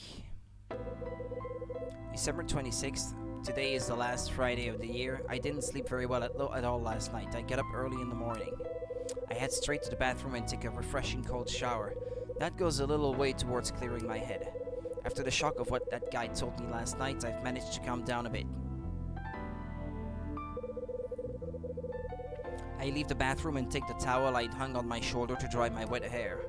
I squat down in front of my speakers and take a record off the shelf. I mount the record on the turntable, and when I switch the player on, the record starts to spin. I place the needle carefully onto the top. The gentle, solemn sounds of a saxophone start drifting from the speakers. I move myself over to the bed, sit on the edge, and listen to the melody. That solemn sound that only a saxophone can deliver. For some reason, it makes my mind spring back to the words Will uttered to me last night. All I'm after now is the truth behind what happened 25 years ago. Then it dawns on me. The only one who can truly uncover all that happened is me. At that precise moment, I notice that the turntable has come to a halt. The melody that had kept me in a trance has ended. I throw on some clothes. I get through 2 cups of black coffee as I lounge on the sofa. I suppose I'd better let Rachel in on what happened last night. I finish mulling things over and haul myself off of the sofa. Time to call Rachel.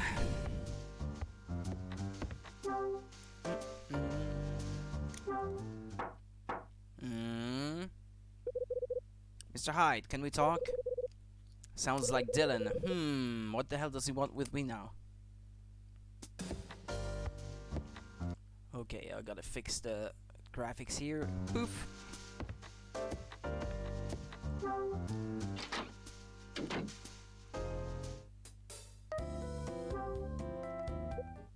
Dylan, good morning.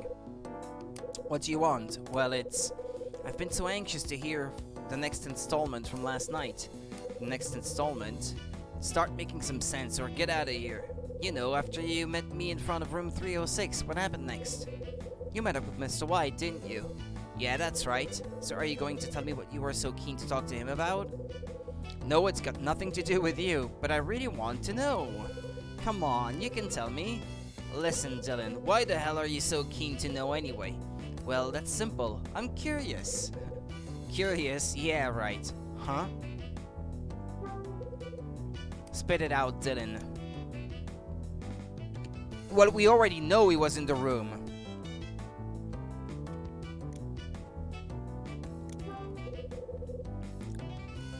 You were inside room 306, right?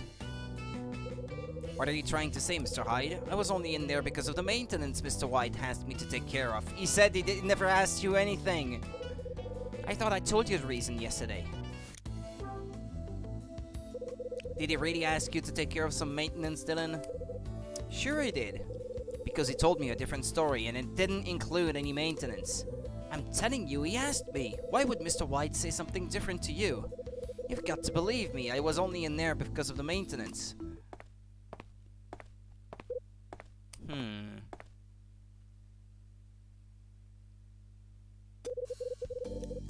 Here you are, Dylan. I've been looking for you. Mrs. Patrice, what can I do for you? Actually, it's about Mr. White in room 306. He has a favor to ask you. Mrs. Patrice. Oh, hello there, Mr. Hyde. Are you having a good morning?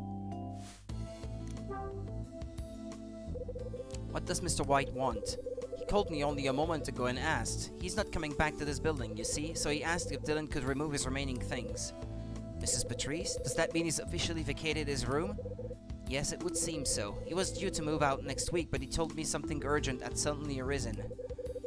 That's what he called me to say. But he seemed quite keen to get the message to you, Dylan. I'd like you to clear out the remainder of Mr. White's things and furniture. Also, please take care of any repairs and such that need doing. No problem. I'd better get started. Catch you later. Dylan hastily makes his exit. We'll be talking again, Dylan. I'm not done with you.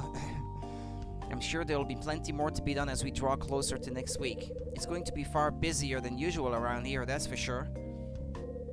Have you finalized your moving arrangements yet, Mr. Hyde? Please feel free to let me know as soon as you have. Sure, I'll tell you once it's all been sorted. I appreciate that you're busy with numerous other things, but please be sure to let me know what you're planning at your earliest convenience. I have to be sure everything has been accounted for before this place ceases to be. Don't sweat it, I'll let you know in good time. I've got some unfinished business to take care of first, though. Oh, such as what? I have to find something. Find something? Did you lose something during your stay here? Well, something got lost alright, but it wasn't mine. But the fact remains, if it's gonna be found, I need to be the one to find it. Can you share with me what it is you're looking for? Listen, Mrs. Patrice, there's actually something I need to ask you about the thing I'm looking for. You need to ask me? Yes, can you spare a few minutes? I'm not sure I want to, Mr. Hyde. You're acting very oddly indeed. What are you plotting? Don't worry, I've got no nasty surprises in store for you, just a couple of questions. It's pretty important to me, so I'd be grateful if you could spare me some time. There's no use hiding it, Mr. Hyde. I've already heard from Dylan. I know what you've been up to.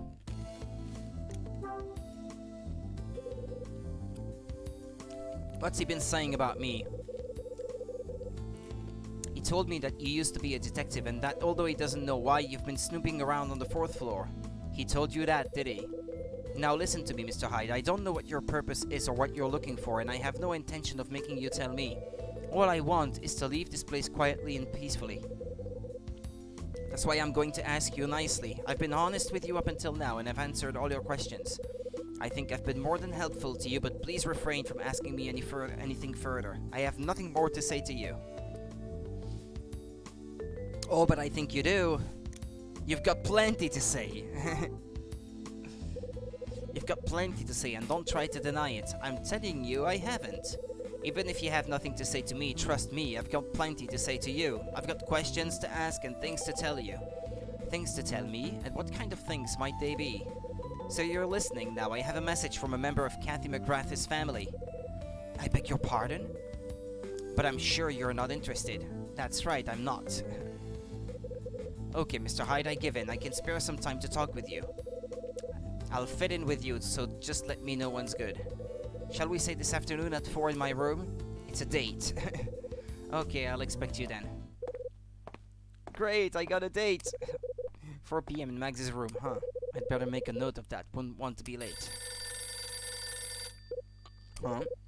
It's a phone. Is it coming from my room? Perhaps.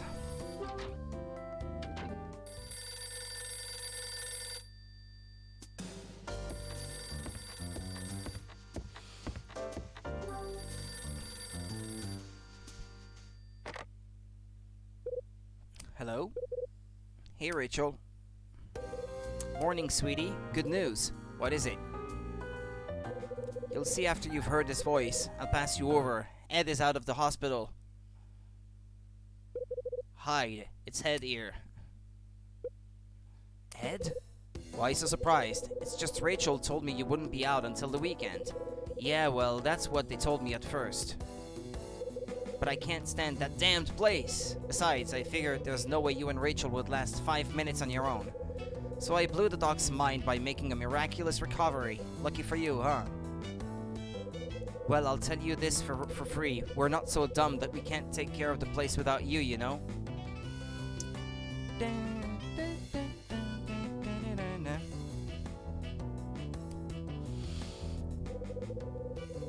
You don't have the first idea about how this place runs. If I left it to you two, I'd be out of business in no time. Especially with a lazy bum like you in charge. Anyway, it's all thanks to you, Hyde.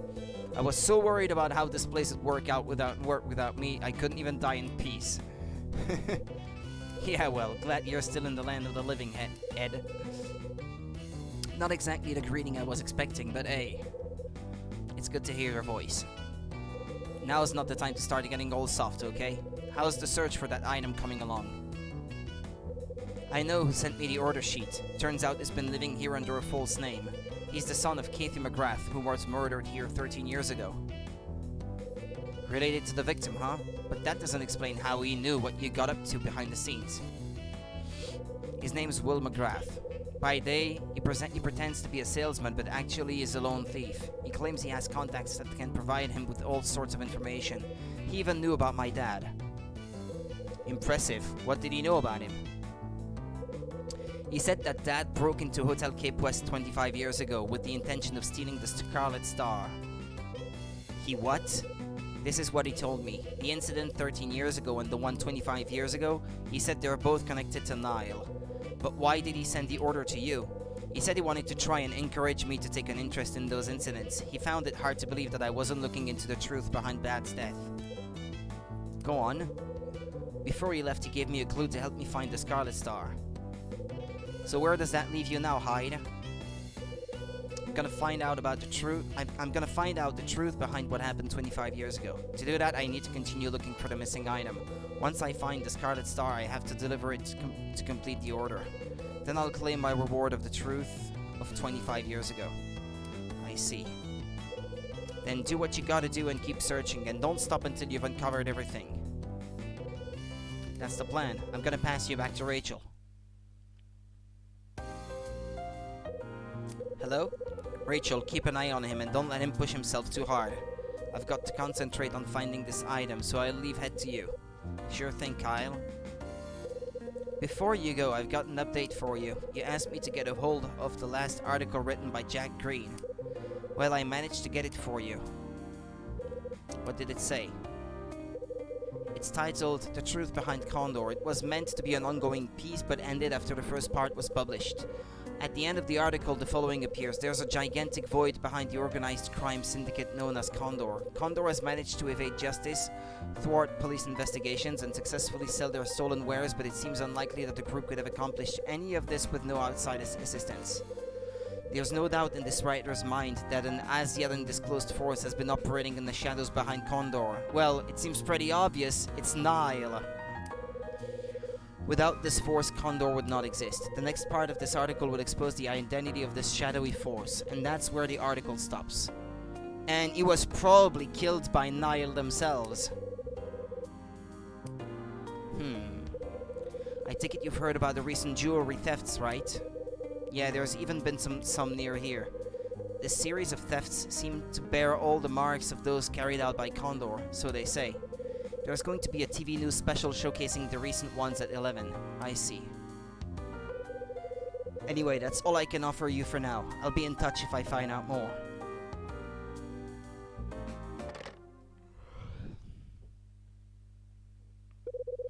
A news show about the thefts resembling those of Condor. Sounds like the kind of thing I should watch. It is 11 a.m.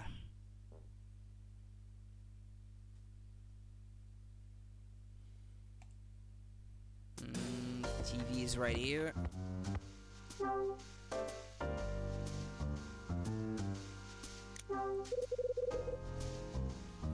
Suppose I'd better switch on the news.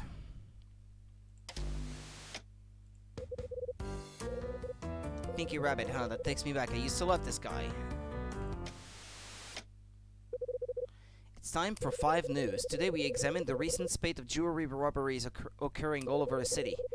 A store owner has provided us with an interesting eyewitness account. Who is this mysterious woman that appears on the scene before every robbery? 5 News, as always, is hot on the heels of any lead. The day before the robbery occurred, a woman that I had never seen before entered the shop. I assumed she was just a customer, but she didn't seem to be interested in any items, and just wandered around the shop looking around. I couldn't see her face due to the black hat and sunglasses she wore. Wow, a black hat and sunglasses. There was one other distinguishing feature. She wore a ring. Yes, a diamond ring. It was very noticeable. The diamond was flanked on both sides by rubies. A diamond ring? It was unmistakable, but we thought she was one of our richer customers, so we paid it no heed. Here we have an artist's rendering of the mystery woman. The most obvious features are the wide-brimmed black hat and large sunglasses. She is also wearing a distinctive diamond ring. That woman. There are reports of the same woman appearing at the other robbed stores. Could this woman be the key to solving these cases? The LAPD are making her arrest their top priority. This is Robert Harrison for 5 News, signing off. The woman in the hat who appears before a theft. I'm sure that's the same one that I passed just outside this building. And a diamond ring, you say? Surely she couldn't be. No, she can't be. It can't be her. And it has rubies. Marie? Is that you? Can I have a chat with her?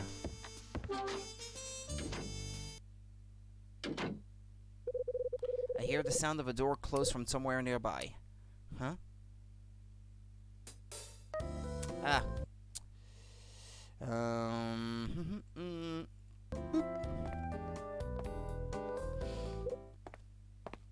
Is that? I can hear the sound of footsteps. It sounds like somebody's coming. Oh, Tony.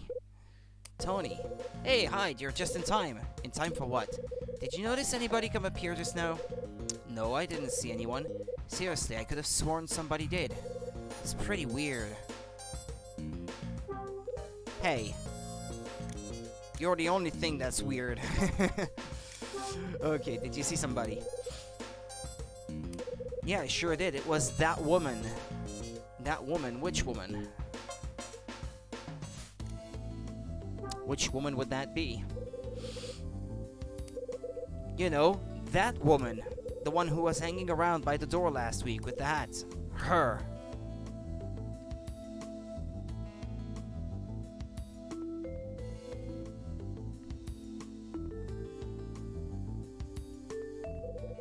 That's who I saw coming in here just now. You sure it was her you saw? Positive. Not that it matters now, I've lost her. One thing's for sure though, she went up the stairs just ahead of me. You're sure you didn't see anything at all? Not a thing. Then she just disappeared. Anyway, I don't have time to waste on this. I'd better split. The woman in the hat, maybe it's who I think it is after all, but why is she involved?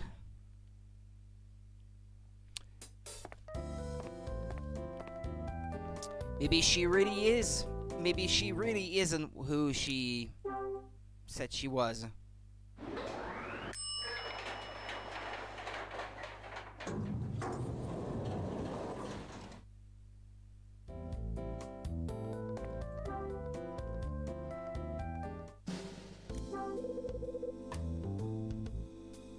I'm not sure this is what I have to do.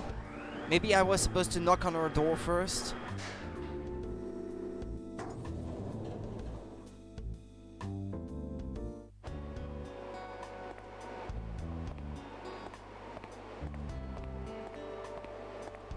Nah, she doesn't appear to be here.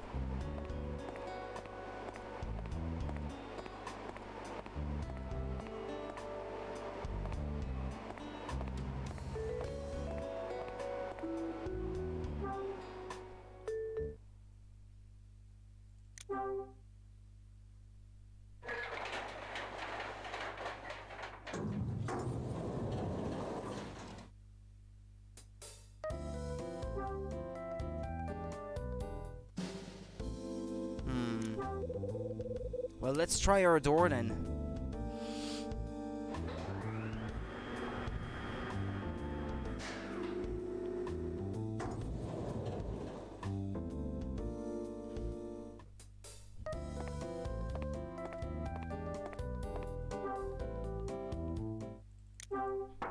Bum, bum, bum, bum.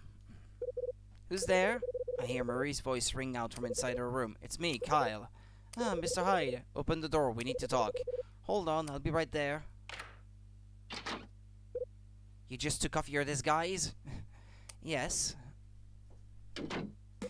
What can I do for you? How did your insurance claim go? Are you all set to move out? I've had something on my mind since we last spoke. How did your insurance claim go? My insurance claim? Yeah, I just really wanted to know. I've been curious about Rex too. Has he been bothering you at all lately? Are you worried about me, Mr. Hyde? Yeah, kind of. Well, in that case, you'd better come in then.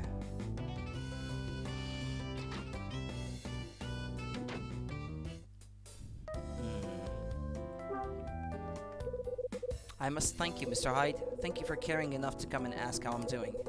Yeah, it just felt like the right thing to do. Didn't want to leave without knowing, you know? Quite the gentleman all of a sudden. Well, anyway, how's the moving preparation going? It's going well. So far, so good. I'm thinking about throwing most of the stuff out. I see. Does that mean the insurance money has come in as planned? It has, yes. Actually, just this morning, the company called me to tell me that they'll pay out. It's a really big weight off my mind. So Rex's investigation is closed. I don't know, I haven't heard anything regarding the results, but the insurance company has already said they'll be paying out, so I guess it's okay. So it would seem. Is something the matter, Mr. Hyde? It just strikes me as odd. What does? Well, if the insurance company is happy to pay you the money, then that must mean that Rex's investigation painted you in a positive light, which just seems strange to me. You think it's strange that they agreed to pay me? Yeah, kind of. He's on their payroll and his services don't come cheap. Typically cases that he looks into go badly for the people trying to claim. Really? I didn't know that. Listen, Marie. You wouldn't be hiding anything from me, would you? What are you implying, Mr. Hyde? I thought we agreed that I had told you everything.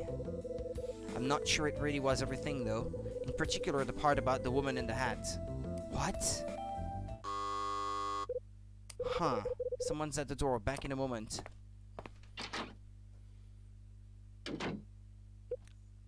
Well, as it happens. Hello there. Well, if it isn't ex-detective Hyde, what are you doing here? None of your business. I could ask you the same thing. Here we go again. What are you doing here? I could ask you the same thing.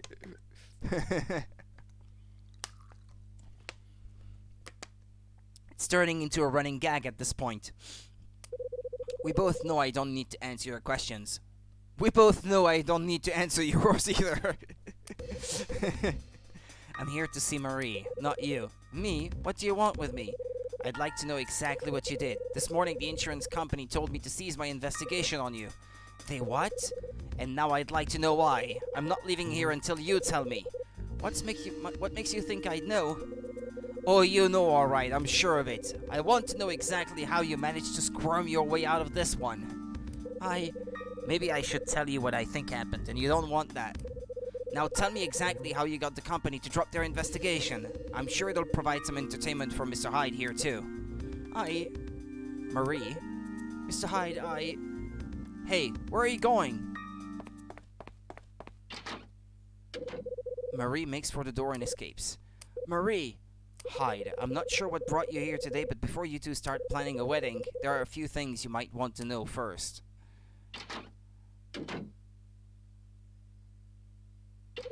I leave the room and go after Marie. There it is, the thing with the elevator. Okay, that sounds like the elevator.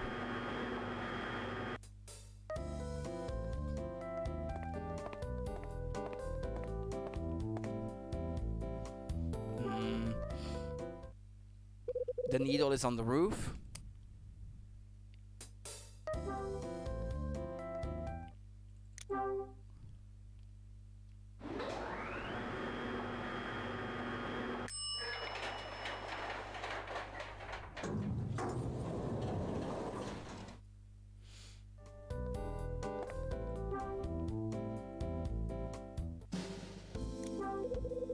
push the button for the roof.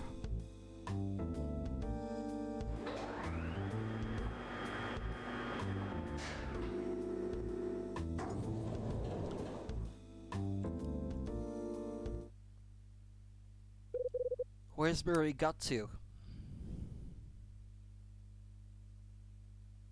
There she is.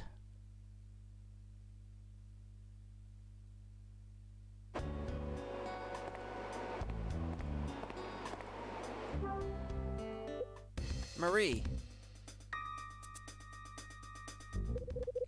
Why did you run out like that? I was scared of him. Scared of him? Why? Because... What does he have on you? I don't know. Come on, Marie, tell me. I'm sorry, Mr. Hyde, I can't. I've been keeping something from you. What?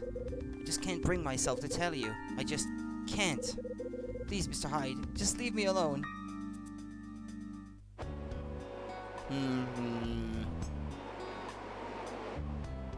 What do I do then? If I have to leave her alone.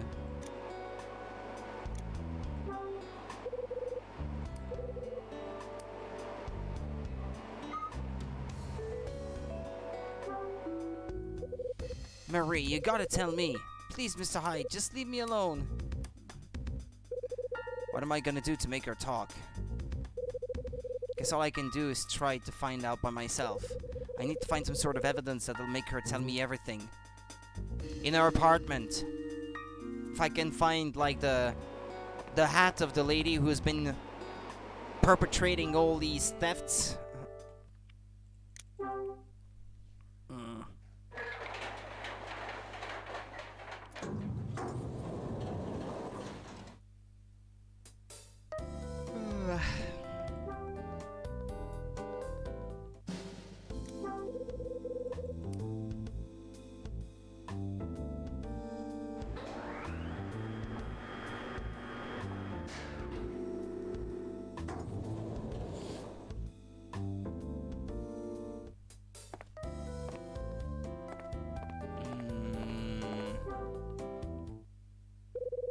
Probably shouldn't just go right in, but I've got no choice if I'm gonna get through to Marie.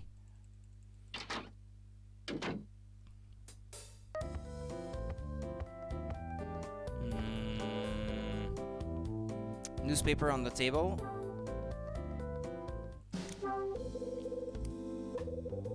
The article on the front page is about the recent jewelry thefts. She seems to have an interest in those. There's a box on top of the thing, yeah. It's too high for me to reach, though. Ah, come on, Hyde.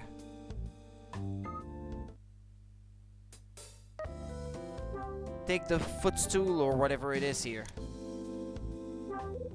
There's a cloth-covered stool in front of the dresser. Okay, now to put this to good use. I take the stool.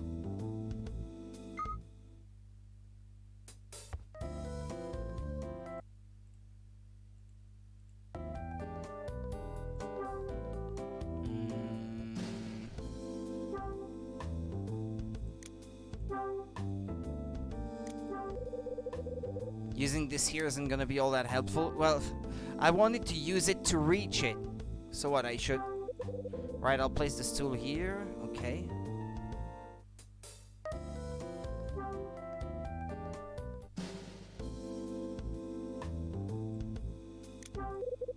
There's a box on top of the closet. I wonder what's inside. Interesting. These are the hat and sunglasses that woman was wearing. I take the hat and sunglasses.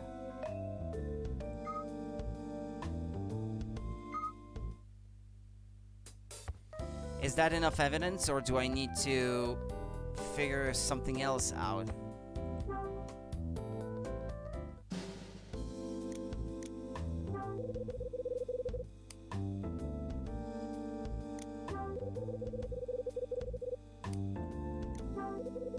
It's a white one-piece dress. It looks like it's only half finished.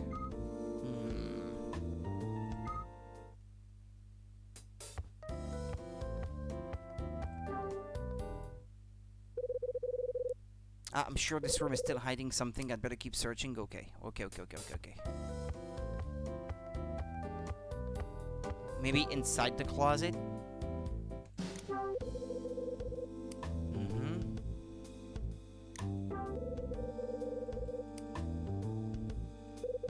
There's something at the back. There's a dark gray jacket scrunched up at the back of the closet. Looks just like the one the mysterious woman was wearing. She was wearing a black one?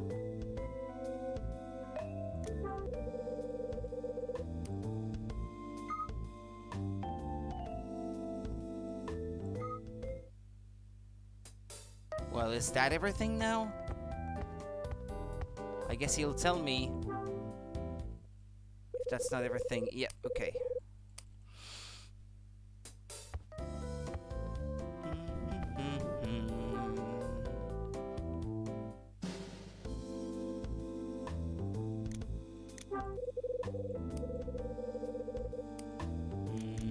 What about the picture, by the way? I thought I could examine it a bit closer.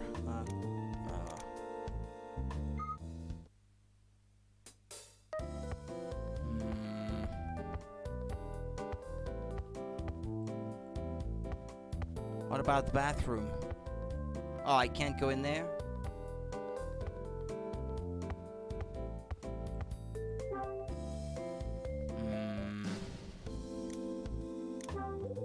Two pillows. They look strokeably soft. Strokeably soft. Like nearly all the furniture in the building, this chest of drawers is showing its age.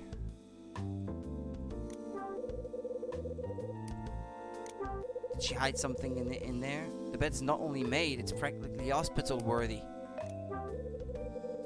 I thought there might be something under the pillows, actually.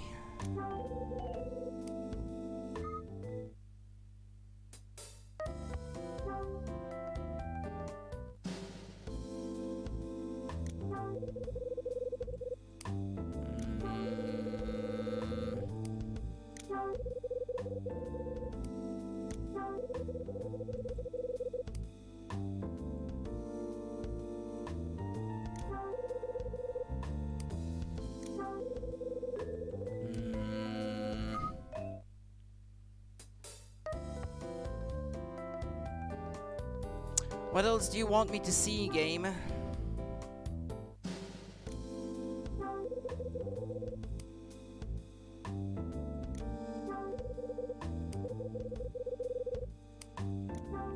I was thinking maybe in one of the other two boxes. No?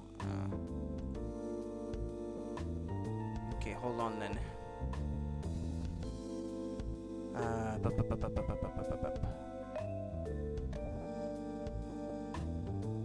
Yeah, sorry. When I'm doing multiple things at the same time on my... Wait, what?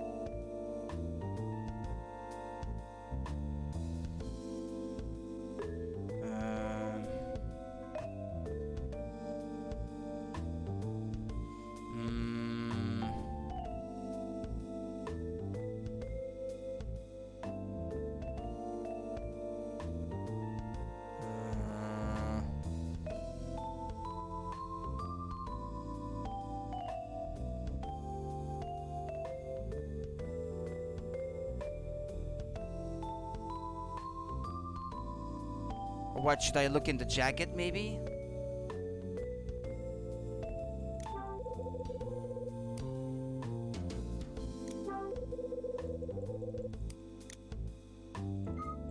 Well, that's weird. I just looked up a walkthrough and they only say that it's these two things. There's nothing left, apparently.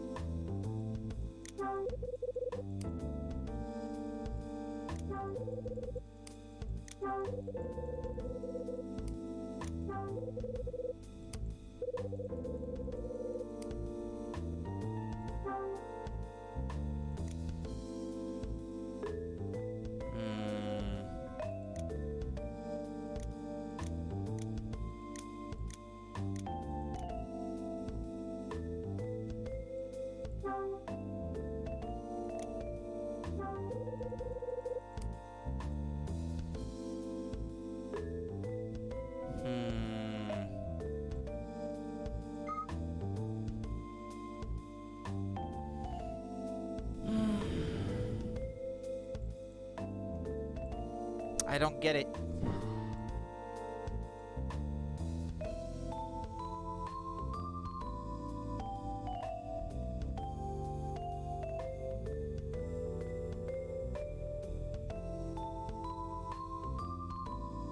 Oh, there's a letter in the box as well that I didn't see.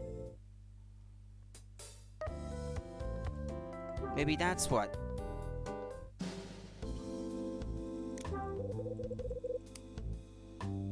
Oh, okay.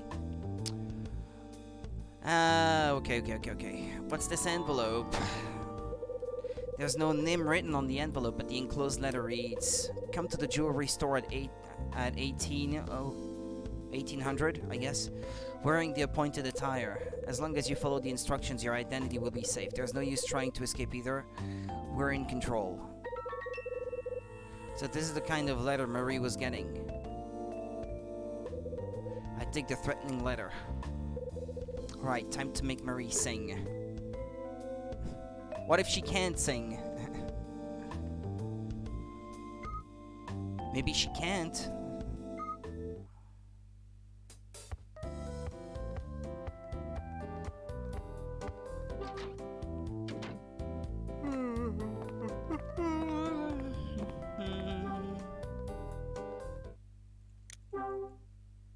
Ding.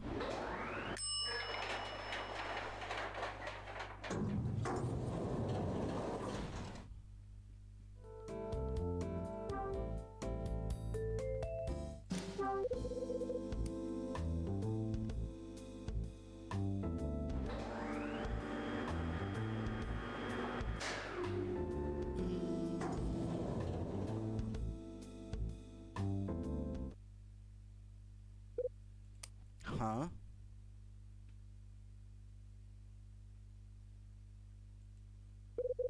Where's Mary got to? She must be around here somewhere. There she is. She didn't jump off the roof. There you are. Look, Mr. Hyde. It's okay, Marie, I know. What do you know? I know what you've been hiding. I know what you've done. The woman in the hat who always makes an appearance before the robberies. That's you, isn't it? What? Who put you up to it? Was it the same people who sent you the threatening letters? Mr. Hyde, you have no right to accuse me of anything. Besides, I have no idea what you're talking about. Listen, Marie. The game's up, as I told you. I know everything. Mr. Hyde, before you ask me for proof, how's this?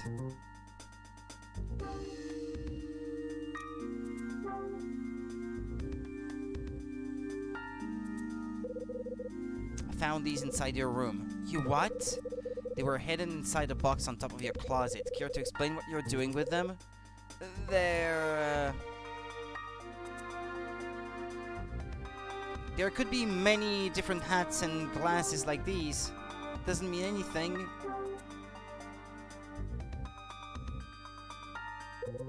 I found this letter inside your room. Oh no! The letter contains instructions for you to follow. How the hell did you get yourself into this mess?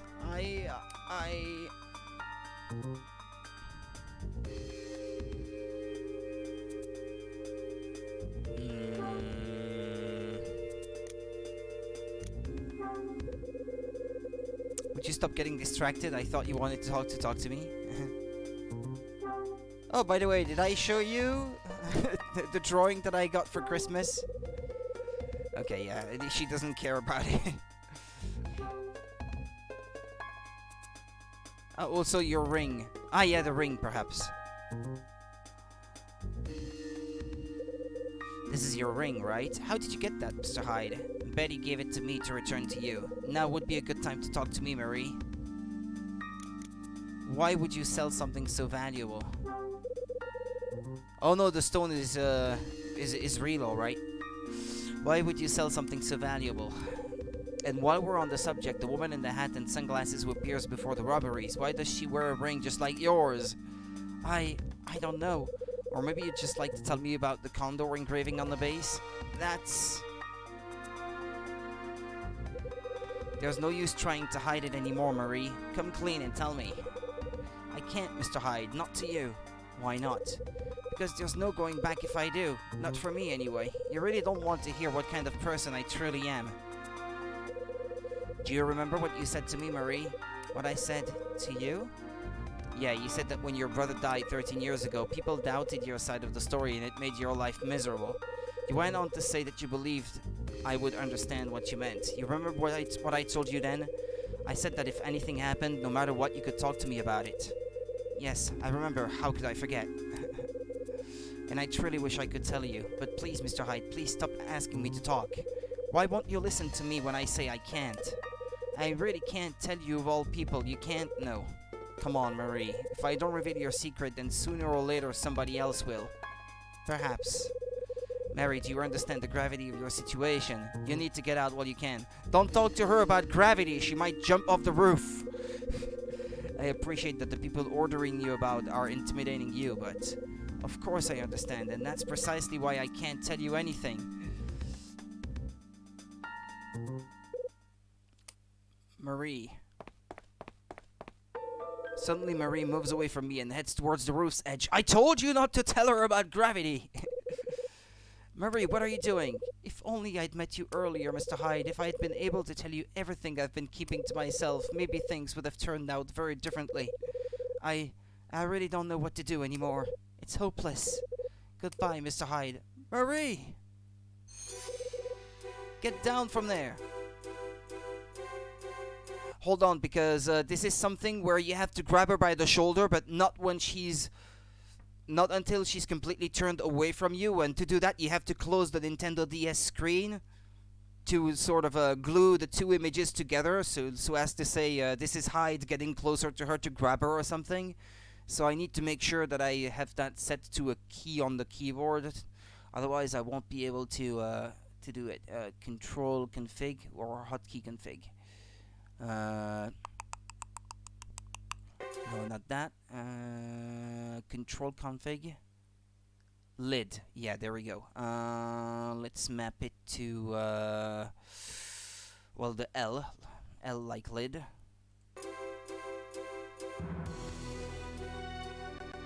Okay, there we go. I simulated the closing of the screen, essentially. Marie, Mr. Hyde. Looks like I seriously underestimated what an idiot you were. If you wanted my help, why didn't you just ask? How could I have done that? After all, I'm the only one who knows how terrifying those people can be. They already put the frighteners on you, huh? What do you mean by those people? I mean, I knew what my brother and husband had done. I found out the truth behind their death, too. That's why I have to do what those people say. If you want an example of just how powerful they are, they're the ones who put an end to the insurance company's investigation. They are responsible for me receiving the insurance payout, Mr. Hyde. It was a kind of reward for doing what I was told. What had your brother and husband done? Well, as you know, they were both working at the hotel, but that was a cover for helping with the secret fencing operations that went on there. Fencing operations? Yes, they were selling stolen jewelry. The items to be sold were first brought into the hotel, then potential buyers would follow and, if interested, would pay for the goods in cash. It seems that Mike and Peter were willing to do anything if it made them money, and that included removing the dead bodies and making evidence disappear. Even the ring that I got from Mike was one of the spoils from a successful job. Yeah, I gathered as much.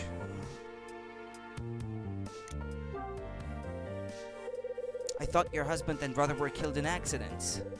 That's what the police believed, but of course they knew differently. Since my husband and brother had served their purpose, they were to be disposed of. When Mike died and I received an insurance payout and married Peter, and when Peter's business failed and he died in an accident, all of it was orchestrated by them. That's what they told me.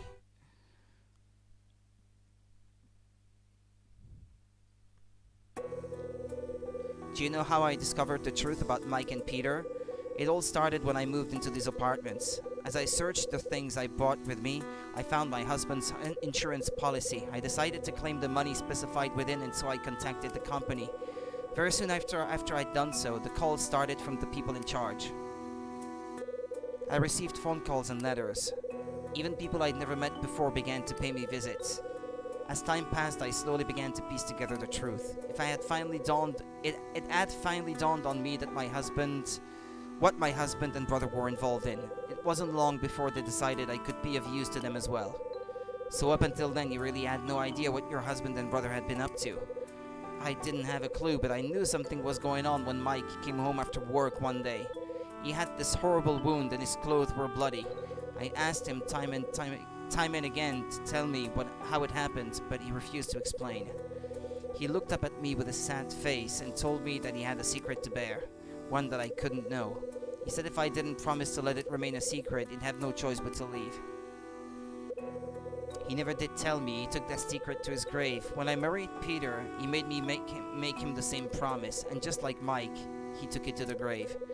Maybe not letting me know was their way of expressing their love for me. At least that's what I wanted to believe after I was told the truth.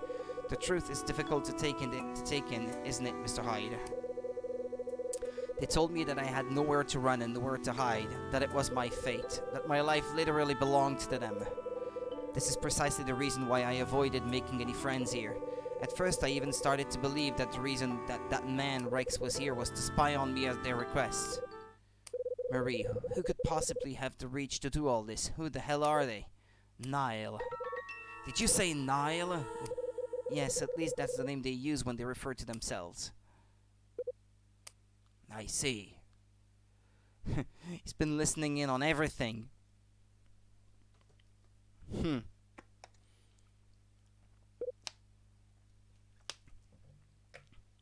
his pal, Jack Green, was investigating them too, so they have a common enemy now. Maybe you should leave her alone. So that's how it is, huh? You are listening in on us? Yep, every last word! Shocking stuff indeed. It's almost impossible to believe that Nile have got you under their control too. You know about Nile? If I didn't, you think I'd have bothered taking on your case? It's them I'm interested in, not you and your insurance policy. Rex, enough games, what are you really after? You could say I'm looking for the last piece of the puzzle. Forgive me, I've been somewhat inundated with puzzles lately, you'll have to be more specific. Well, quit interrupting and I'll tell you. Okay. It's the puzzle that he left behind and which I've been trying to solve all this time. You mean Jack Green? In fact, I've been piecing it together ever since he died, 13 years ago. Who the hell is he? Are you talking about Jack Green? The guy you used to work with? How do you know about him? I've got my own sources. I also know about the piece he wrote concerning Condor and its true identity. So I guess you've pretty much worked it all out then, huh?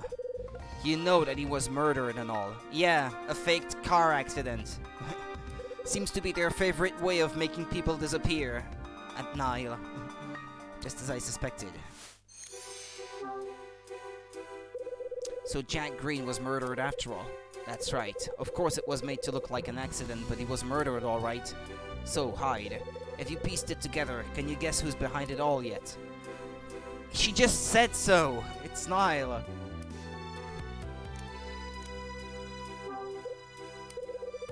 Well, give the man a round of applause. Nile has been behind Condor all along. Make no mistake, it was Nile that got him in the end. Jack Green was poised to expose the link between Nile and Condor, but Nile got wind of this and decided to silence him for good. That's what you're implying, right? That's the outcome of his actions at least, yes. But there is more, much more, than only he and I knew. A disturbing truth. What do you mean by disturbing truth? The crime syndicate known as Condor began operating in the LA area. Oh, must be as far back as 25, maybe 26 years ago now.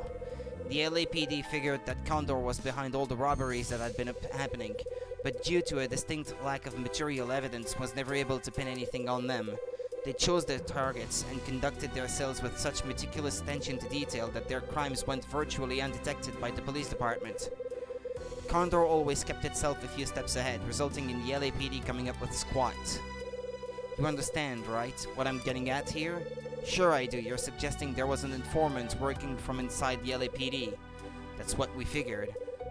With nothing that would enable a case to be built against them, the robberies continued. That is until 13 years ago when they simply dropped off the face of the earth.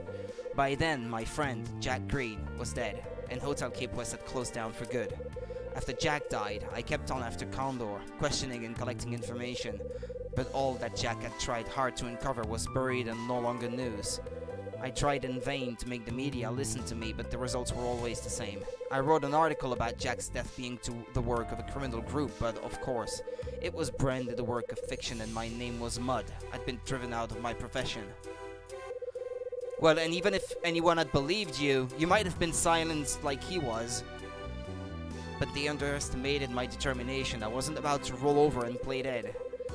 I wasn't going to let Jack's death be for nothing. I made it my mission to find and uncover the real crooks behind all the wrongdoing.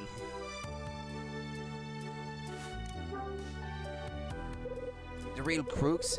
Yeah, you didn't think Nile was operating by itself, did you?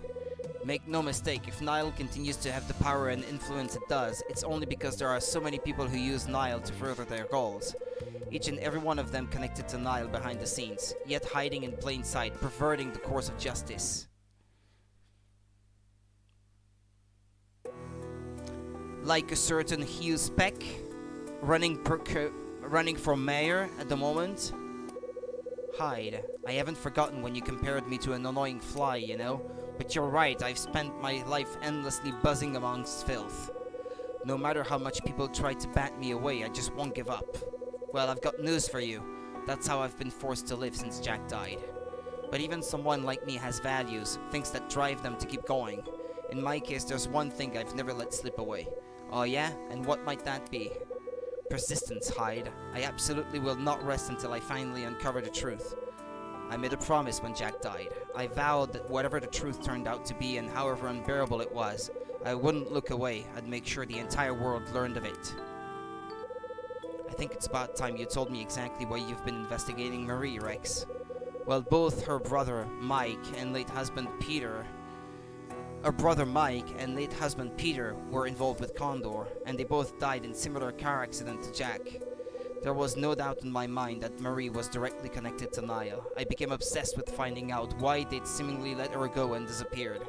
I was convinced that they must have been up to something behind the scenes. The thing that surprised me most, though, Hyde, was that somebody like you was living in this building. Jack had spent considerable time investigating your father. According to his research, the man whose body was found in the parking lot 25 years ago was in league with Condor and was bumped off because he knew the truth about Nile. What did you say? Think my dad was working for Condor? Jack seemed to think so, or at least that's what he wrote in his notebook. But like so many other things, there was no concrete proof to back up his theories. One undeniable fact was that when your father was killed, the elusive Scarlet Star diamond that Condor had stolen went missing, vanishing without a trace. The Scarlet Star? Hyde, Nile is resurrecting the Condor name using Marie. I'm sure there's some kind of ulterior motive behind it. I've got nothing yet, but rest assured I'll get to the bottom of this if it kills me. Marie. Yes, we won't be seeing each other after today.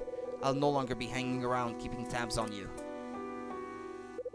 I'll leave you with this piece of advice. Get yourself out of this town. Do it as soon as you can. I can't just leave, and even if I do you think Nile is just going to forget about me? Not without my help. What do you mean? Come on, how do you think I've stayed alive this long while looking into them?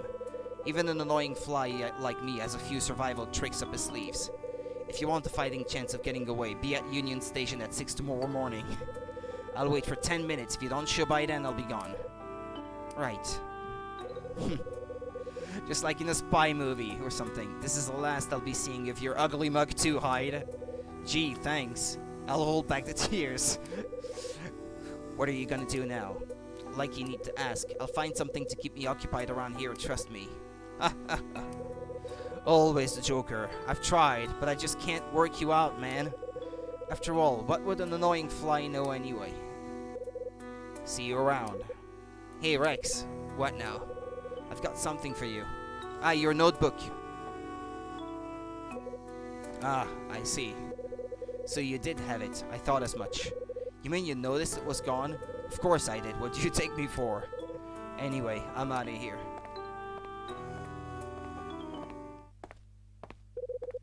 Rex gets into the elevator and leaves the roof.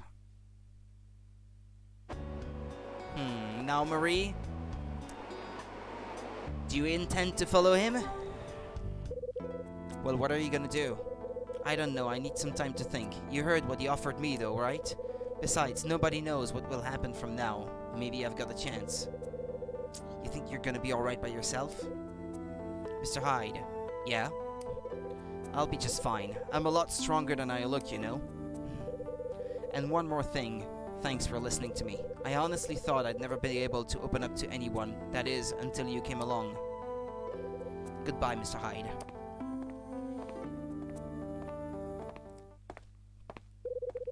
Marie gets into the elevator and leaves the roof.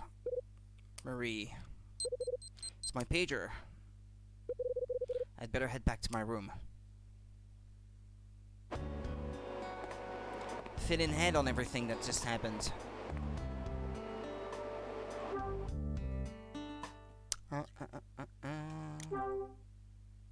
How did she get off the roof if the elevator is already at that level?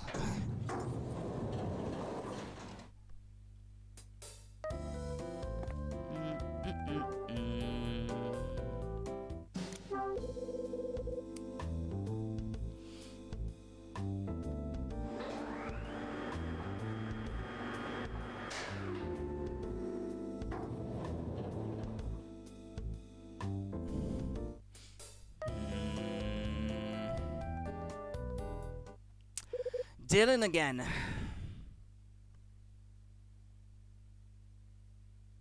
Always skulking around.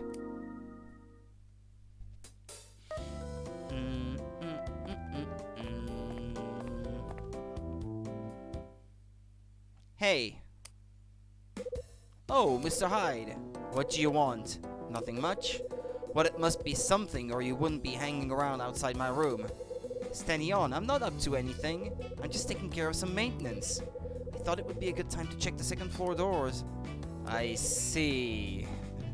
So, anyway, Mr. Hyde, what was that all about just now with Rex? I saw, you know, he's a shifty character. I saw him head up to the roof in the elevator. Yeah, what else did you see? What did you want up there? You know, stuff. But do you know what he did before he headed up to the roof? I do. He took a trip to room 206, Marie's place, that's what. Don't you think it's a little strange? In my opinion, they're into something together. Got better things to do than listen to your crap, Dylan. I couldn't care less what Rex wanted up there on the roof. Are you sure about that? I'm pretty sure you're actually quite interested. Yeah, and when did you become a psychologist? I'm sure because you were up there too until just now. How could I possibly believe you're not interested after seeing that? Look, Dylan. I just want to know what happened up there. The latter is probably not the right thing to say. Rex won't be coming around here anymore. That's what he said right before he left. Really? You're right about me being up there too. He and I were putting the record straight. That's when he told me that he won't be showing his face around here again. Does that mean he got what he came for? I guess it does. Wasn't he looking into the insurance policy Marie's late husband set up? That's right, isn't it? Did he prove that she was trying to get away with fraud? No, he didn't. And you know why? Because she wasn't involved in any fraud to begin with. Oh, okay then. She'll get the money just like she deserves. I see. Dylan finishes talking and lurches off. Think I gave the right answers there. I hope. To get him off my case and Marie's. Okay, I was going back to my room before being interrupted. Time to give Rachel a call. Ugh. Red Crown, how may I help you? It's me, what's up? Ed wants to speak to you. Can't wait. I'll hand you over. Hi, it's me. I've got some news courtesy of an old friend of mine at the LAPD. It's about the possibility of Condor having made a return to the scene. Sources within the LAPD seem to think that this is a warning in response to mayoral candidates' USPEC's planned campaign against organized crime. Warning? Yes, a blatant warning made by Nile. It's their way of saying that if the police choose to strike against them, they've got their own counter-strike ready to be deployed. Hang on, why would Niall use the resurrection of Condor as a retaliation against the LAPD? It doesn't add up. An old friend of mine on the force once let slip that with regards to Niall, there's something the LAPD aren't letting on, and it concerns Condor. Whatever it is, they certainly don't want it made public. Ed, do you think there's any way you can get more information on that? More? I suppose if there's any more to be had, it might be possible. I've been unearthing some facts on my own too. You have you? Listen, Ed, there was a guy 13 years ago who thought he'd discovered the link between Niall and Condor. He wound up dead, but a friend of his told me my dad may have been somehow involved. Okay, I'll see what I can do. Perhaps if I extend the nets to include what Frank Raver was doing, we might get lucky. It'd be helpful. Yeah, that's true. We still need to have a proper talk with the guy.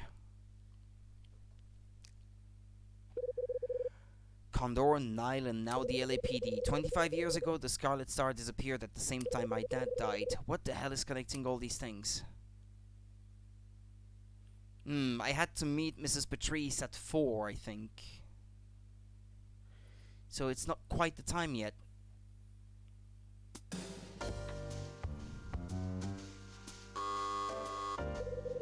My buzzer suddenly sounds. Who's that?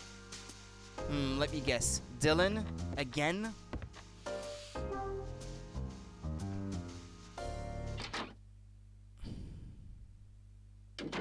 Ah, no. Frank Raver. Oh, it's you. I have something I'd like to ask you, Mr. Hyde. Yeah, what is it? I just heard something from Dylan. He told me that you, Rex, and Marie from room 206 had a little gathering on the roof. Not long ago either. Was he right? What if we did? I don't see that it's got anything to do with you. I thought I'd made it clear when we last spoke. You were supposed to keep your nose out of these things. Who are you to give me orders? I thought we'd reached an agreement that you would no longer interfere. I distinctly remember telling you to avoid contact with the people in that picture. Right, you did say something like that, but I don't remember us coming to any kind of agreement over what I'd do. Oh, you don't, do you? Don't let your desire for truth come between me and my investigation, Mr. Hyde. Look, I'm not out to get in your way, alright? It's not like I woke up and decided, better chat with Rex and Marie on the roof. Then what was your reason for talking to them? Sorry to be the one to break this to you, Frank, but we've got a similar agenda. We both need to find something out before leaving this dump. I beg your pardon? I just happened to have a few questions I needed to ask them, so I went ahead and did it. Simple as that. You had questions for them. Would you care to tell me what you asked and why? Listen, Frank, you really want to know what we talked about up there? Naturally, that's why I'm asking. Well, as it happens, I have some questions for you first. You and Dylan seem very keen to find out what we talked about up there. Why is that? That's because... Also, I'd like you to know that I've been looking into you too, Frank. You have? Not only you, either.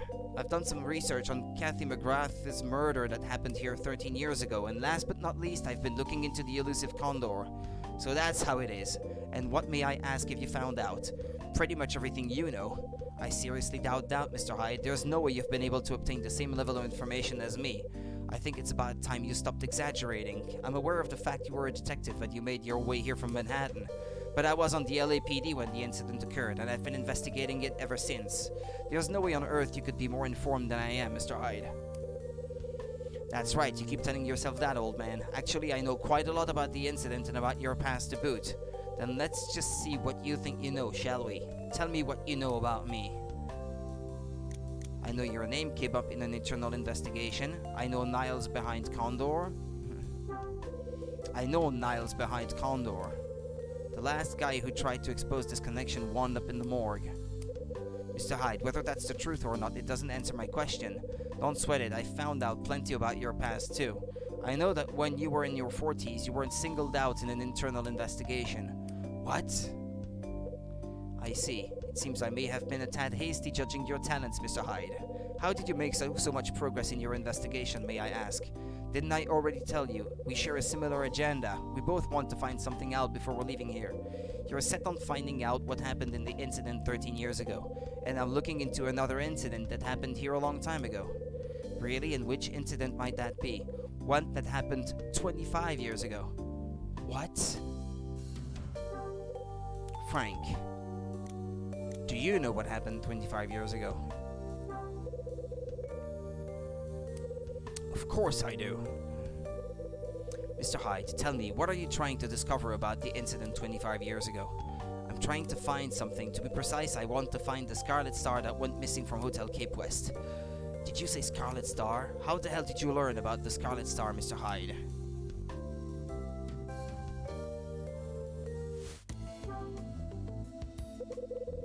Frank, you know about the Scarlet Star? Of course I do. If I'm not mistaken, it was kept secured in the safe at Hotel Cape West. It was well protected there, but by means beyond what I know, it simply disappeared. Only the hotel manager, Michael Mcgrath, was likely to know what happened to it. Michael Mcgrath? Now, Mr. Hyde, please tell me how you came to know about the Scarlet Star. I heard it firsthand from Michael Mcgrath's son. Michael Mcgrath's son? He was told about it by his father, Michael, prior to his death. He was the one that sent me after it in the first place. So Michael Mcgrath is dead, am I right? Yeah, he died of an illness 3 years ago. Before he died, he told his son, who was responsible for the death of his wife, Katie. I see. It would appear that we have a lot to discuss, Mr. Hyde. You're probably right. I'm sorry, Mr. Hyde, but I'm going to have to stop there for now. Let's meet again later and continue this conversation. Sure, probably for the best. Where shall we meet? Shall we say Lucky's Cafe at 5? That would work, I'll be there. Until then, Mr. Hyde.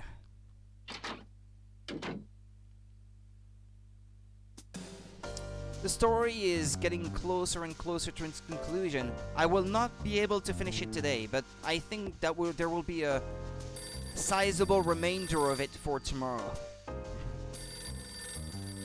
I'm still playing now, but just saying. It's my phone.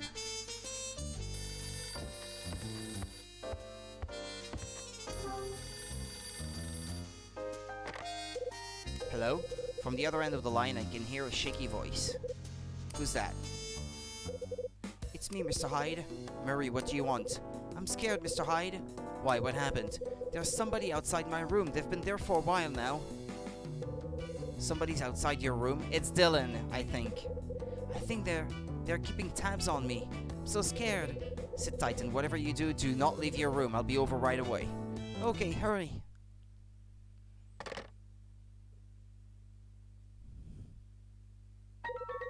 Who the hell could it be?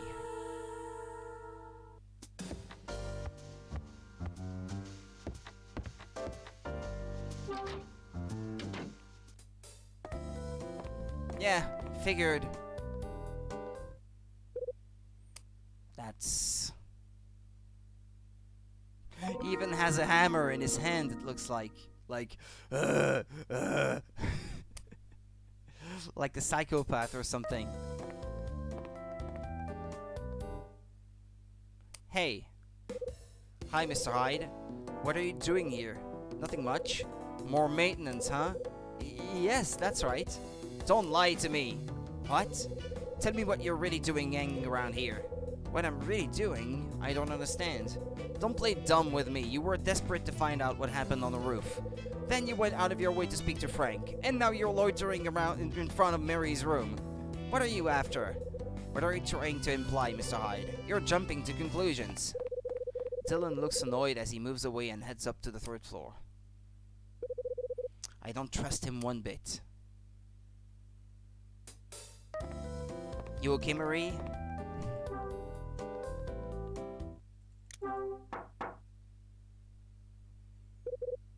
Who's there? I hear Marie's voice from inside her room. It's me, Kyle. Mr. Hyde, open the door. We need to talk.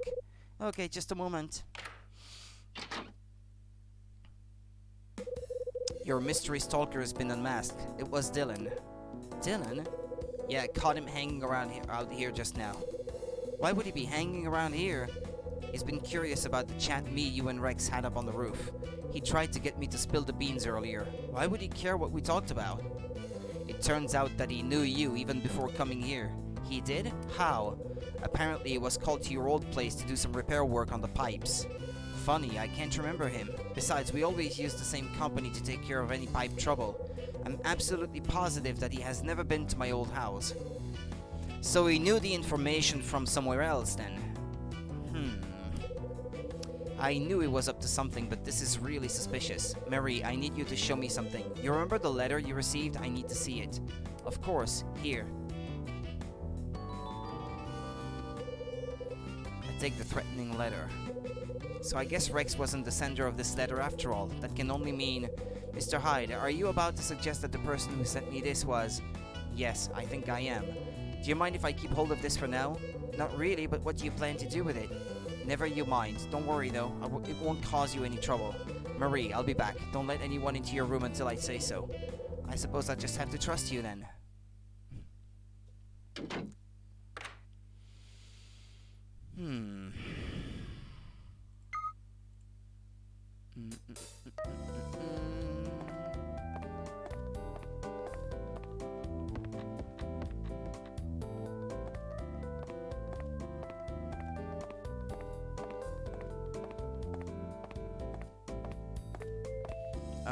No.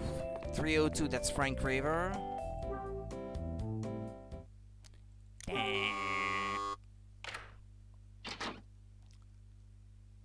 You again, Mr. Hyde. I'm sorry, but I'm kind of busy right now. This won't take long, Dylan. I've got something to show you. What is it? Not here. Inside.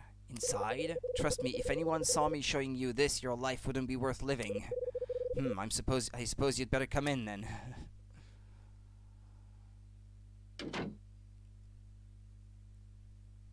You don't scare me, Dylan. The whole place is trashed.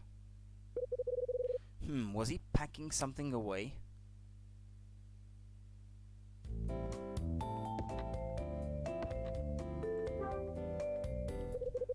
Looks like you're busy getting ready for the big move, huh? Yeah. Packing your stuff up, were you? Guess that would explain why you're flustered. Were you planning on heading out somewhere later? Yeah, you know, just going out.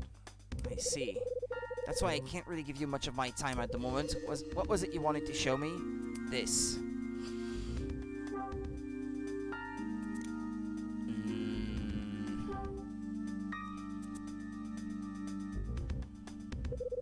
Does it look familiar?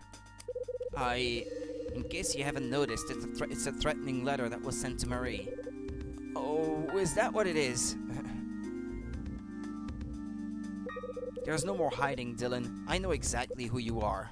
I don't know what you mean. Don't give me that bull. Tell me who you are. Please, Mr. Hyde, don't shout at me like that.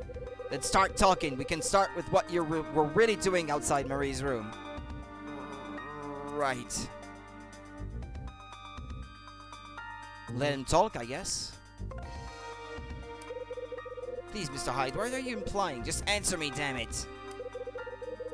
Yeah, okay, we're back in the loop again. Dylan, I know what you were doing. You were keeping tabs on Marie.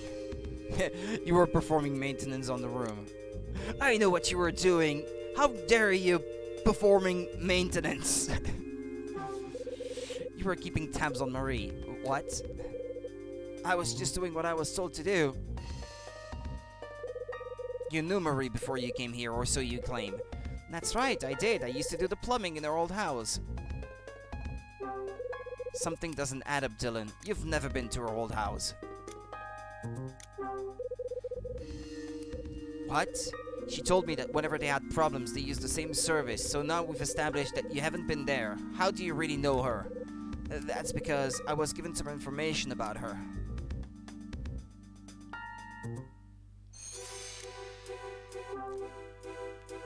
Who told you to watch Marie, Dylan? I can't tell you that. Not that it matters, I already know the answer. Yeah, what do you think you know? I know who told you to watch her. It was Niall. Niall?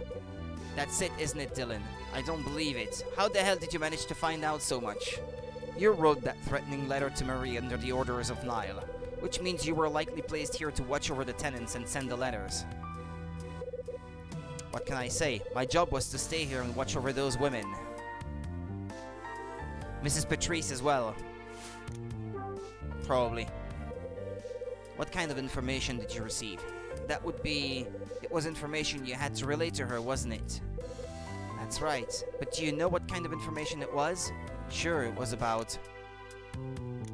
Her brother and husband working for Condor. Right again. Marie was a relative of ex-Condor operatives. She didn't know this even after the both of them had died. Condor may have disappeared 13 years ago, but it left behind some women who could come in handy for Nile. Condor proved to be a useful subject to Nile in more ways than one.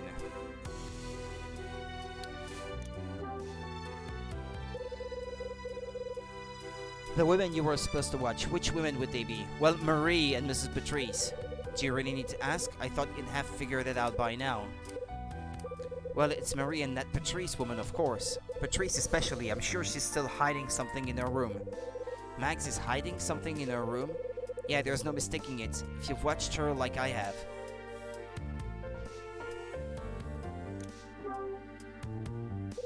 How did Nyla hope to use Condor? I thought that would have been obvious. They used them to liaise with the LAPD. Liaise with the LAPD? Sure, as you no doubt already know, not a single member of Condor was taken down. Why do you think that was? It was because of the corrupt element in the department working on the Condor cases. Hugh Speck. Well, Mr. Hyde, it looks like you finally managed to expose my true identity. It looks that way. When did you realize? I knew there was something fishy about you as soon as we started having our little chats. You figured me out in a single week, huh? Looking back, maybe I shouldn't have spoken to you so much. If I'd taken that approach, I might have been able to get to the end of my stay here without arousing any suspicion and just continued to be maintenance man Dylan. Still, guess there's no use crying over spilled milk. Come to think of it, maybe the timing was pretty good. Hold it right there. What do you mean the timing was pretty good? What are you planning on? What are you planning now? I've just got one thing left to do. Let them know that Kyle Hyde is onto them and is likely to be an obstacle. What did you say? What's the matter? Scared of big bad Nile? You must have guessed that once you exposed me, you'd put yourself into the line of fire. Don't tell me you never considered it. Sure I did, but you think that's gonna put me off? I won't be intimidated by scum like you. Well, I admire your nerve. With guts like that, you're wasted being a salesman. Yeah, I hear a lot of that. I've got nerve alright, enough of it to shoot an ex-partner of mine who worked for Nile. I may have quit the force, but there are certain things you can't shake off. Dylan, I don't get many opportunities to chat to criminal lowlifes like you anymore. Hey, don't push it. So I'd like to use this chance to ask you something. You're going to tell them that I've blown your cover, but what's going to happen to you? What are you trying to say? You really think they're gonna keep a guy around who can't even remain in disguise? Ah, touche. Mark my words, based on the Nile I know, this isn't gonna end well. At least not for you. You'll be the first to disappear. What do you mean by that? I'm pretty sure that once you've given them what they want, they'll figure there's no sense in keeping somebody whose cover's been exposed. And then what do you think will happen to you? You can't exactly hand yourself over to the LAPD, can you? Not after what you told me just now. If Nile really... Ah, crap.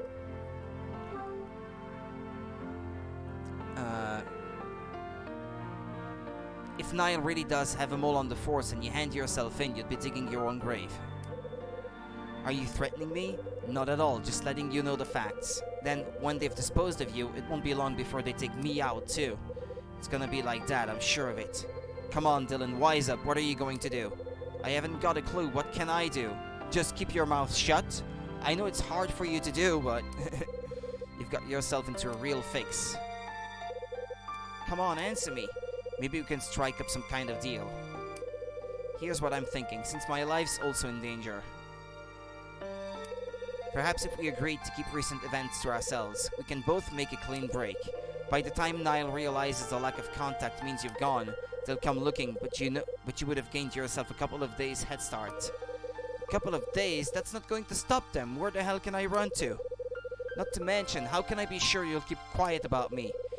If you're stuck for somewhere to run, call me tomorrow night. I know a way you can escape undetected. Whether you choose to believe me or not is totally your call, though. Dylan?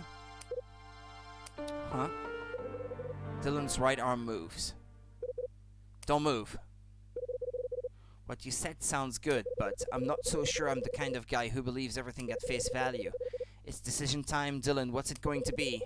I'm going to have to think about all this. That stuff you said, that's something I can't decide upon lightly. After all, both our lives are in danger here. You got that right. So I figure we've lived here under the same roof for a while now. I think we can reach some sort of agreement. Here's what I'll do. I'll wait until tomorrow night to give you my answer. Before then, neither I nor Niall will make any sort of move. I think we could both do with some rest tonight. Not now, just stand still and don't make a move until I'm out of here. You got that? Catch you later, Mr. Hyde. Dylan gives me a sarcastic little smile as he leaves the room. Can I look around?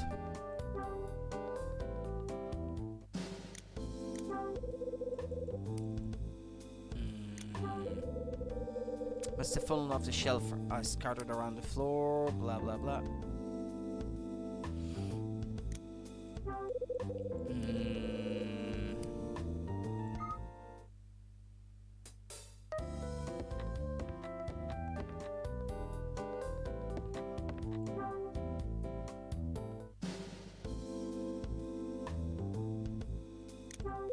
The closet is open and there are clothes in a heap at the bottom.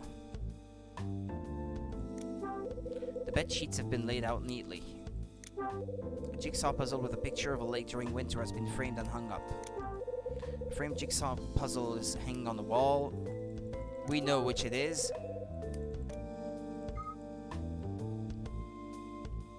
It's Angel opening a door from the first game.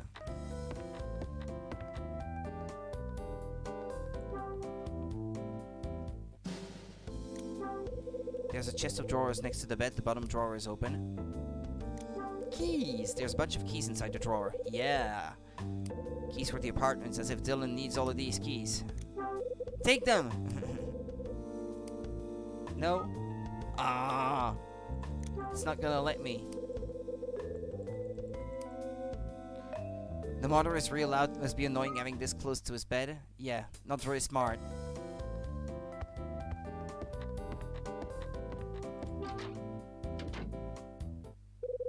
I'd better let Marie know about Dylan.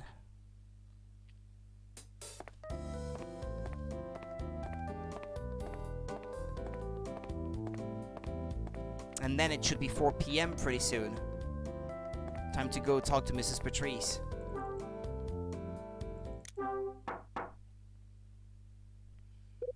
Who's there? I hear Marie's voice from inside her room. It's me, Kyle. Ah, Mr. Hyde. Open the door. Okay, just a moment. Dylan was behind the threatening letter you received. What? He was also the person keeping tabs on your whereabouts. So he is with Niall after all. Yeah, he is. The good news is that after I exposed him, he left. Really? He's gone? Yeah. Let's just say I gave the guy a little scare that sent him packing. It should be enough to keep him away until you're safely out of town anyway. Mr. Hyde, here's your letter back. Mr. Hyde, I've made up my mind. I'm going to take the chance and leave. I see. Please, don't worry about me. After all, I already told you I'm stronger than I look. Marie, you've helped me so much. After talking to you, I think I'm ready to make a run for it, no matter what lies ahead. Thank you for everything. As soon as I leave here, lock the door and don't let anyone in. You got that? And when you leave tomorrow, don't tell a soul what you're doing.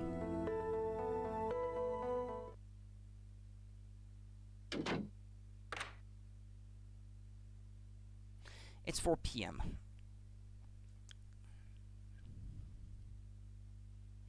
Mm. 4 o'clock. Oops. I'd better make my ways to see Mags. Mags.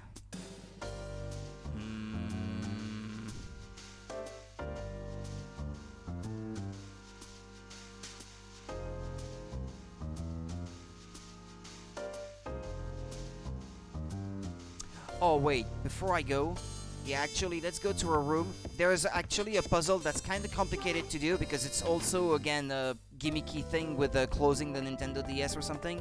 This may be something that I can't do on emulator, so if I can have just a few minutes, I would save right before doing the puzzle if I can't do it. Actually, let's save here already.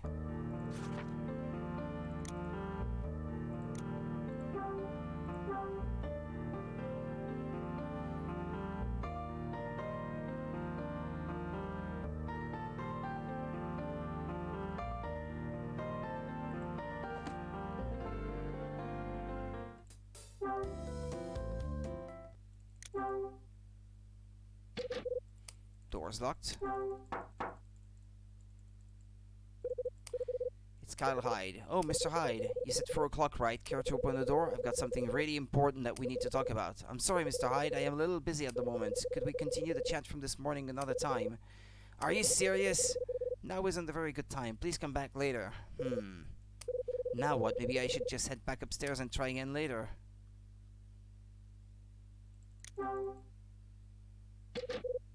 Door's locked. It's Kyle Hyde. Now isn't a very good time. Okay, well, she's probably not gonna let me then. If I try to leave, is Kyle gonna stop me?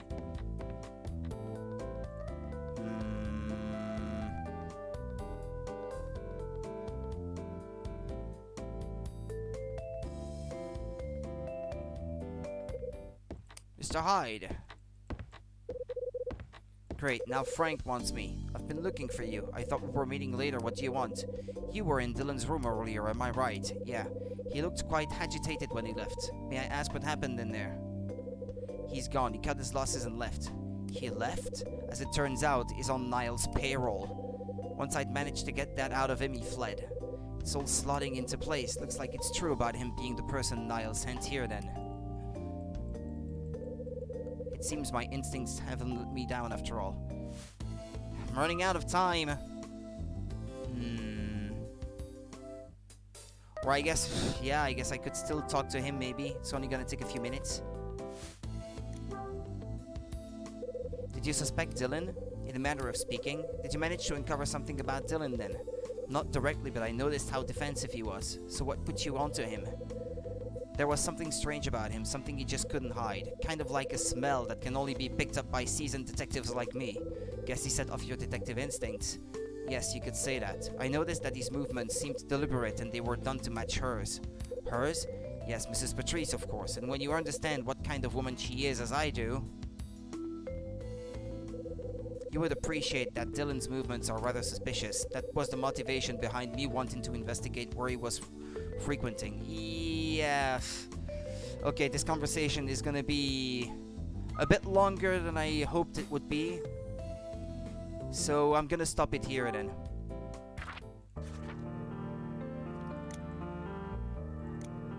I guess what I could do is off stream progress the game up to the puzzle and solve it, and then save right after onto a separate save file, so that if tomorrow I'm stuck on it, I can always skip it and skip over to after having solved it, and that would solve the problem. Actually, that's a pretty good idea that I just got there, especially since I only needed a few more minutes, but I'm gonna have to leave now. So tomorrow night should definitely be the finale now, because we're coming to the end of chapter 9, and then there's only one chapter after that, and it's probably the longest of them all, but it can't be much longer than, say, 2 hours. So tomorrow night we'll be finishing this, but I'm not quite sure if I'm gonna be able to start at the same time as usual, because my dinner might be a bit later than usual if we have to go shopping in the afternoon, and that might delay the rest of the events for today, so we'll see. I will try my best to be there on time. I would post about it on Discord anyway if I couldn't be. But I can't make any promises anyway. But at least, you know, if you're watching this, then you know about it. And I'll post about it on Discord anyway if I can't make it on time. So, thanks for watching. Take care of yourselves, and I'll see you guys tomorrow. Bye-bye.